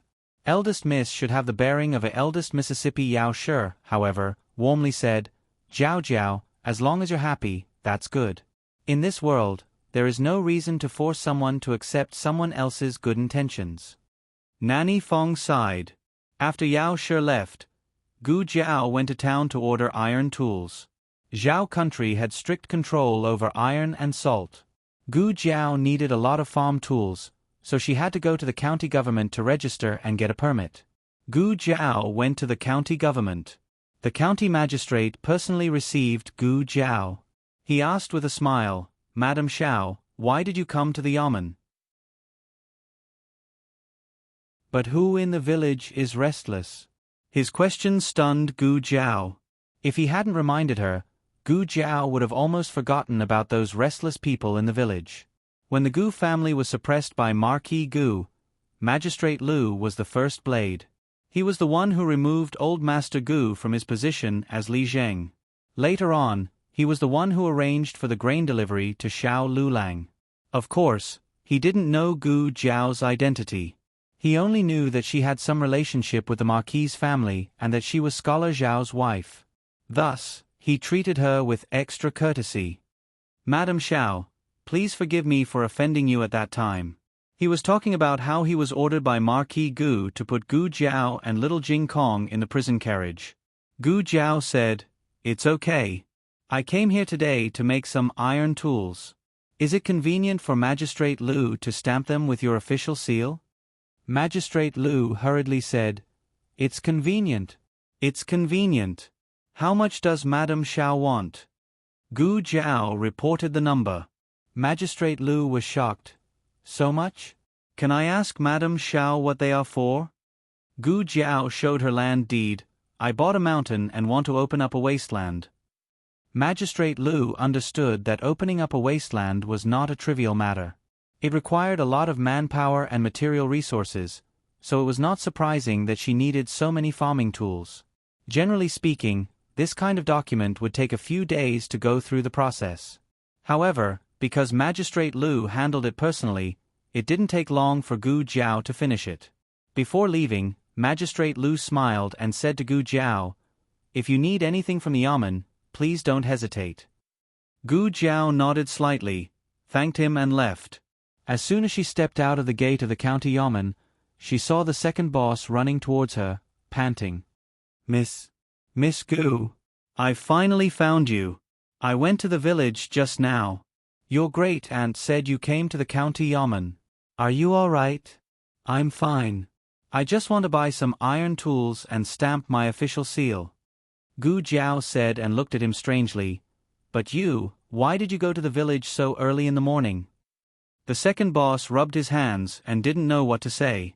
Gu Jiao said, "Tell me, where is the patient?" "Ahem."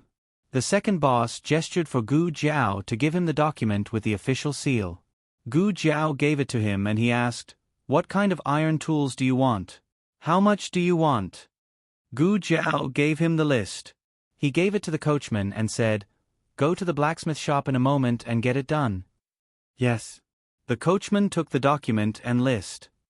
"Let's talk inside the carriage," the second boss said to Gu Jiao. Gu Jiao got into the carriage with him. "Let's go to Huichun Hall first," the second boss ordered the coachman. The coachman obeyed and waved the whip to start the carriage. He took the two to the medical center first and then to the blacksmith shop. The second boss wiped the sweat from his forehead and sighed, "There's a patient who's a bit difficult to deal with. I had no choice but to come to you. I owe you a favor this time." Gu Jiao paused and said, "No need. Count this as my consultation this month." The second boss was stunned. "Ah? Then you're not going to young Master Gu's place?" Gu Jiao nodded and said, "Yes, I'm not going. He's already living in my house." Gu Yan went to the private school today and the second boss only saw his grandaunt. Naturally, he didn't know that Gu Yan had already moved into Gu Jiao's house. The second boss nodded thoughtfully. "I see that young Master Gu's condition has improved greatly. It's fine if you don't go. You can go next month." Gu Jiao didn't say anything. After a while, they arrived at the medical center. When Gu Jiao entered the main hall, she understood why the second boss was in such a hurry to find her. The medical center had already been emptied of patients. All the doctors and workers, including shopkeeper Wang, were restrained by a group of guards wearing embroidered clothes. The main hall was filled with a dangerous and quiet atmosphere. A young man in his early 20s with handsome eyebrows and cold facial features walked over. There was a treasured sword at his waist. He coldly glanced at the second boss and also glanced at Gu Jiao from the corner of his eyes. However, he clearly didn't care about Gu Jiao. "Where is the doctor you went to invite?" The second boss tried to calm down and looked at Gu Jiao. "It's her." The young god frowned. "An ugly girl?" Gu Jiao changed into the clothes made by Yao Shi. They weren't shabby, but she still looked like a commoner. It was hard for people to connect her with a doctor who saved lives. Moreover, she was still so young. "It's her." The second boss wiped away his cold sweat. "She is the most skilled doctor in our rejuvenation hall. If even she can't cure him, then no one in town can." The young man looked at Gu Jiao with suspicion. She was a bit young, but she had a pair of eyes that could see through life and death. They were cold and emotionless. The young man knitted his brows and finally said, "Come with me." Gu Jiao carried the small basket on her back and went with the young man to the side room in the backyard. There were dozens of guards guarding the backyard. Almost every 5 steps, there was one guard. The entire backyard was packed. Gu Jiao also noticed that there were several guards hiding on the roof and in the alley. With such a strict defense, the other party was afraid that they had a great background. However, Gu Jiao didn't ask anything. She was calm from beginning to end. "You wait outside." The young man was also a guard. With an unfriendly tone, he stopped the second boss outside the door and let Gu Jiao in. Just as the young guard was about to step in, Gu Jiao suddenly said to him, "You also wait outside." The young guard, without waiting for the young guard to react, Gu Jiao closed the door with a bang. The young man, the second boss, couldn't hold back his laughter. The more he interacted with Gu Jiao, the more he found that she was actually very protective of her own people. There was no limit to how protective she could be. There was a landscape screen in the room. Outside the screen, there were 2 servants who were waiting to serve. The servants were not young. They were about the same age as Gu Zhonghai and Gu Chonglu. However, they had a particularly feminine temperament. They didn't seem like normal men. When Gu Jiao was about to go around the screen, one of the servants stopped her. "Please wait." "What do you want?" Gu Jiao asked. The servant took a piece of cloth and was about to cover Gu Jiao's eyes. Gu Jiao blocked his hand and said indifferently, "How can I treat people with my eyes covered?" The servant said, "You can feel the pulse." Gu Jiao said coldly, "Chinese medicine is about looking, smelling, asking, and feeling the pulse. Do you think I'm a god just by feeling the pulse?" The servant frowned and was about to scold her when the man behind the screen said in a hoarse voice, "Let her in." The servant immediately bowed to the screen respectfully. "Yes."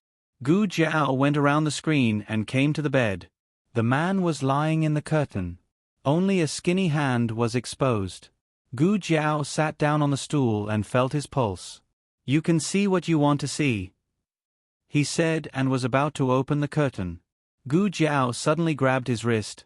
"No, I don't want to see your face." Would she still be alive after seeing such a big shot's face? Gu Jiao covered his face with the curtain. Only the area below his waist was exposed. After the examination, the man's face turned red. Gu Jiao's face was as calm as water. The man cleared his throat. "May I ask what disease I have?" Gu Jiao looked at the screen. The man understood and said, "They are trustworthy people. You can just say it." Oh. The patient didn't care, so Gu Jiao had no scruples as a doctor. "Venereal disease," Gu Jiao said bluntly. "Nonsense." A servant outside the screen rushed over and stared at Gu Jiao fiercely. "My family—" Before she could finish, she was stopped by the man's stern voice. "Shut up. Back off."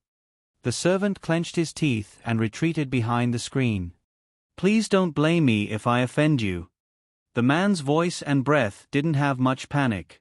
It was obvious that he had been through a lot. "You know about it, right?"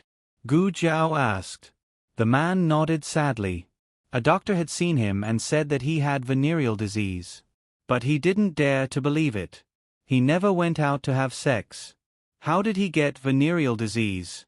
Gu Jiao didn't have much interest in the man's private affairs. She only told him about the transmission of venereal disease. As for how he got it, he had to figure it out himself. Gu Jiao continued, "Your disease has been in the second stage for some time. If you don't treat it, you will enter the late stage." The first and second stages of venereal disease were relatively easy to cure.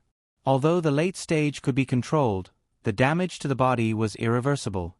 The man was silent for a long time and asked in a low voice, "Can you cure me?" Gu Jiao glanced at him. "If not, why did I come in?" The man was stunned. You can really cure me?" Gu Jiao put down the small basket. "I will try my best. But you better let them go out first. They are always in a panic here. It will affect my treatment." The man looked at the screen and said, "Did you hear me? Go out." "Master, do you want me to say it again?" "I don't dare." The two servants went out worriedly and helplessly. "Why did you come out?" the young guard asked. One of the servants said, "Master asked us to come out. We can't do anything. But she is just a little girl in her teens. She doesn't have the strength to truss a chicken. She doesn't know martial arts. She can't do anything to our master." Before he finished his words, the young man clenched his fist and rushed into the room. But before he could completely open the door, he was kicked out by Gu Jiao. The young guard was like a sandbag that was hit. With a bang, he hit a big tree and hung upside down on the branch. The young guard spat out a mouthful of rotten leaves. "Didn't you say that you don't have the strength to truss a chicken?" Gu Jiao inserted the door bolt and took out a penicillin skin test from the small medicine box. "Give me your hand." The man looked at the strange needle through the curtain and was inexplicably scared. "What are you going to do?" Gu Jiao said, "I am going to give you an injection. If you want to be cured, you have to be obedient." The man expressed that he didn't want to be obedient. Gu Jiao said earnestly, "Alas, I am the doctor of the medical center. The whole medical center is controlled by your subordinates. Do you think I can still escape unscathed if I hurt you?" The man felt that Gu Jiao's words were not unreasonable, but he didn't suspect that Gu Jiao had ulterior motives. He was simply scared. Gu Jiao decisively grabbed his wrist. She was too good at dealing with disobedient patients. The man didn't even have time to react before Gu Jiao finished the skin test. The man looked at the small bag on his wrist. The best drug to treat venereal disease was penicillin. Unfortunately, there was no penicillin in ancient times, so it was very troublesome to cure it. There were few cases of complete recovery. This was also why the man felt that he had no hope. However, this disease was not a terminal illness for Gu Jiao. The result of the skin test showed that he was not allergic. Gu Jiao held the needle and walked towards him. "Bear with it." When the man saw that the needle was several times bigger than the previous one, he was so scared that his hands and feet fluttered. Facts proved that no matter how powerful a man was, he might be afraid of injections. Ugh! The man bit the pillow and endured the most terrible torture so far. Gu Jiao packed up and said to him, "Isolate him and come back in 7 days." After Steward Zhou negotiated with Xiao Lu Lang, he immediately sent a pigeon back to the Lin family in the provincial capital.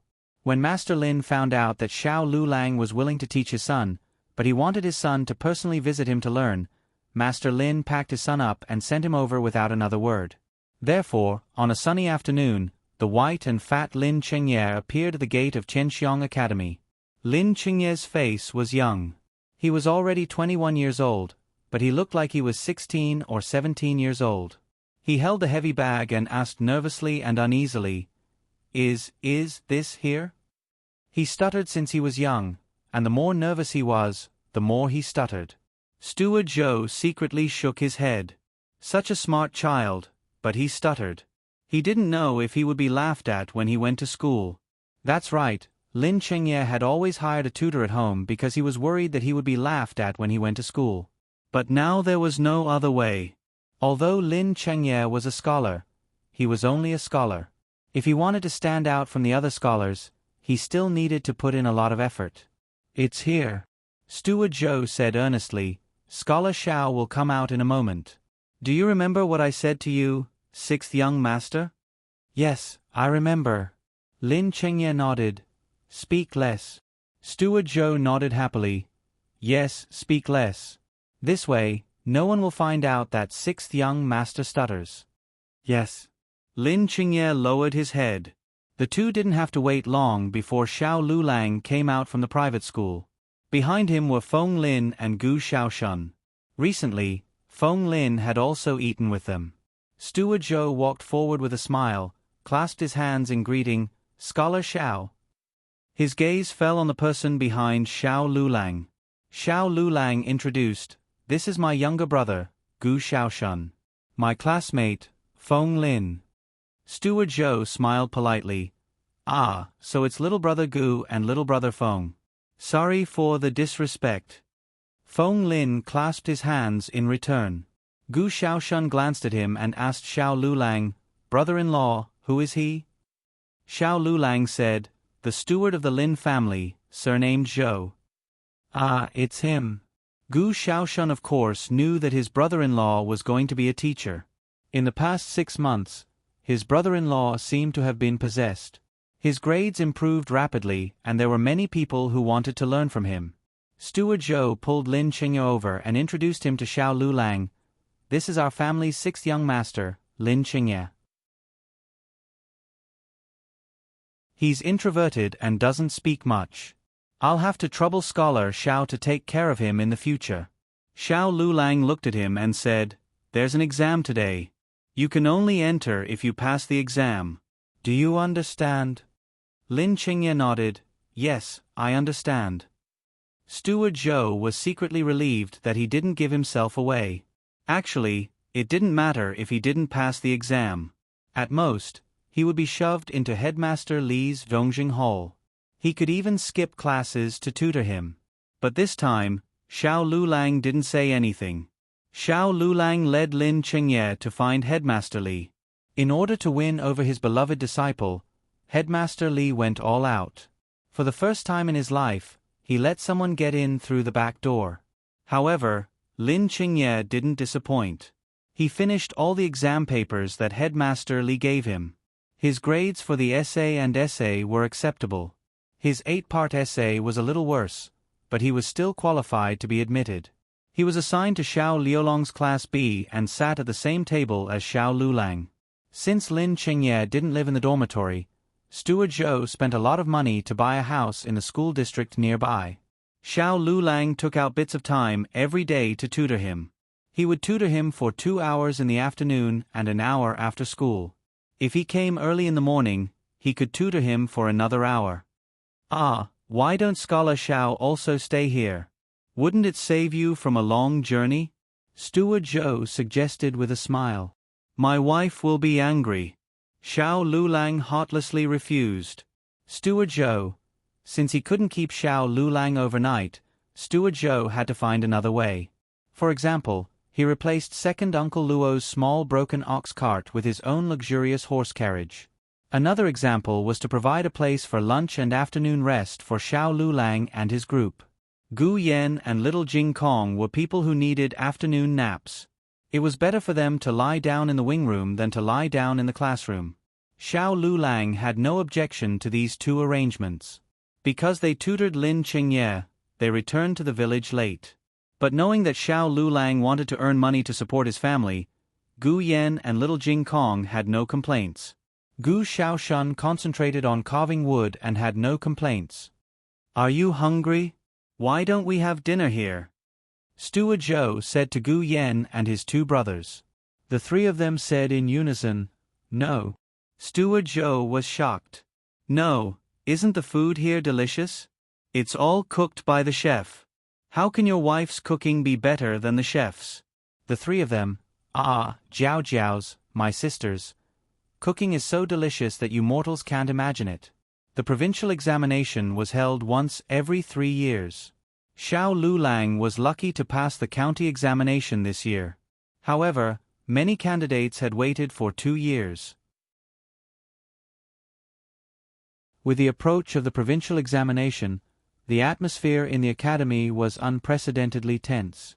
Even the teachers no longer went to the examination every day and began to simulate the provincial examination for the examinees. Xiao Lulang also set questions for Lin Qingye. His questions were more profound and tricky than the teachers'. Lin Qingye seriously suspected that Xiao Lulang didn't sleep every night to read the 4 books and 5 classics to give him sentences that no one had ever memorized before. At noon, Gu Yan and little Jing Kong went to the wing room to rest. Gu Xiaoshun was carving wood in the courtyard. Lin Qingye felt a headache coming on because of Xiao Liulong's questions. Steward Zhou was guarding at the door. Suddenly, a servant came over. Steward Zhou moved aside and whispered, "What's wrong?" The post station was flooded. Brother Zhang was washed away by the water. He returned to the Lin mansion a few days ago and is now recuperating in the Lin mansion. Brother Zhang was the young man who went to invite Gu Jiao earlier. He was the son of a deputy steward of the Lin family. Last time, after Xiao Lulang refused to go to the Lin mansion, the young man surnamed Zhang went back home. Who would have thought that he would encounter a flood on the way? When did it happen? Half a month ago. The journey to the provincial capital was slow because they went up the mountain. But the journey from the provincial capital was fast because they went down the mountain. Therefore, Lin Shui, who came from the provincial capital, perfectly avoided the flood. But if Xiao Lulang and Steward Zhou went to the provincial capital, they would have encountered the flood at the post station like the young man surnamed Zheng. Xiao Lulang came out after tutoring Lin Qingye. Seeing Steward Zhou's expression, he couldn't help asking, "What happened?" "Ah, it's like this." Steward Zhou told him about the flood at the post station half a month ago. Xiao Lulang knew that post station. It was the only post station on the official road. In other words, as long as they went to the provincial capital, they would definitely live in that post station. Judging from the time, it was just right for them to catch the flood. Lin Qingye couldn't catch up. It was faster to travel from the provincial capital. He had already passed the post station in half a month. Xiao Lulang thought about how Gu Jiao stopped him from going to the provincial capital. This was not the first time such a coincidence happened. Because she asked him to buy osmanthus cake, he avoided the medical dispute at the medical center. Because she came to find him for lunch, he avoided the collapse of the dormitory. And because she wanted to spend the night in town, he didn't catch the snowstorm on the way. Once or twice was a coincidence, but 3 or 4 times was a bit thought-provoking. In the evening, Xiao Lulang went to the kitchen to help Gu Jiao. Gu Jiao cooked, and he added wood to the fire. The 2 pots on the stove were used.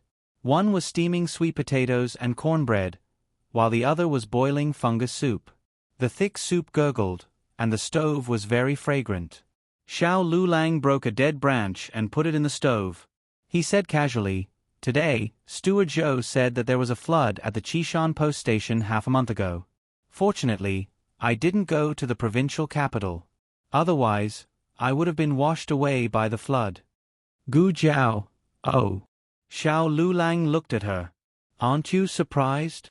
Gu Jiao paused. "Oh." Xiao Lulang asked her, "Did you know that there would be a flood?" Gu Jiao said calmly, "No." Xiao Lulang looked at her deeply. He lowered his head and broke a dead branch. "This time, I plan to live in the Lin family's residence in the provincial capital." Gu Jiao's hand that was holding the spatula paused. "Didn't I say that I won't live there?" Xiao Lulang said seriously, "It's convenient to live in the Lin family's residence. Moreover, I've asked Steward Zhou. Steward Zhou said that although the daughters of the Lin family are beautiful, they are all married. None of them are unmarried. You don't have to worry about that." Was she worried about the daughters of the Lin family? She was worried about her cousins of the Lin family. What kind of good fortune would he have for the rest of his life? Did he still want it? Gu Jiao held her breath, but she couldn't spit it out. Her little face instantly darkened. Xiao Lulang almost laughed at the way she wanted to flare up but couldn't. The conversation was about to continue. At this time, little Jing Kong ran in angrily with a little chick in his arms. Jiao Jiao. Gu Yan Gij's dog bit my little chick. After Gu Yan's little puppy also moved into the house, the whole family experienced what it meant to be in a real mess. As long as the little puppy and the little chick came out of the cage at the same time, they would be able to bite the chicken feathers all over the floor. The little puppy was big, but it was no match for the many chicks. It also knew how to set up a formation. Both sides were fearless when they fought. Gu Jiao asked him, "Did your little chick peck Gu Yan Gij's little puppy?" Little Jing Kong instantly fell silent. Little Jing Kong raised his head and said cutely, "The food smells so good. I suddenly remembered that I haven't finished my homework. I'm going to do it now." The little monk, who was the one who complained first, jumped out of the house. He was sure that he was extremely cute. Jiao Jiao was so charmed by him that she forgot to get angry. As he jumped, he stuffed the little chick back into the chicken coop. Then, in a spurt of energy, he ran away and disappeared. The latest chapter of this book is not finished yet. For more exciting content, please scan the QR code below to download the app. The novel is more complete and updated faster. Millions of novels are free to read. There are all kinds of novels that you can't find online. https://www.zhbqg.com/896428266/115376718. HTML Genius memorized the website address in 1 second. www.zhbqg.com Biku Gu mobile reading website, zhbqg.com. You're tuning in to the Narrate and Escape YouTube channel. Don't forget to subscribe and join us on this journey to catch the most captivating stories.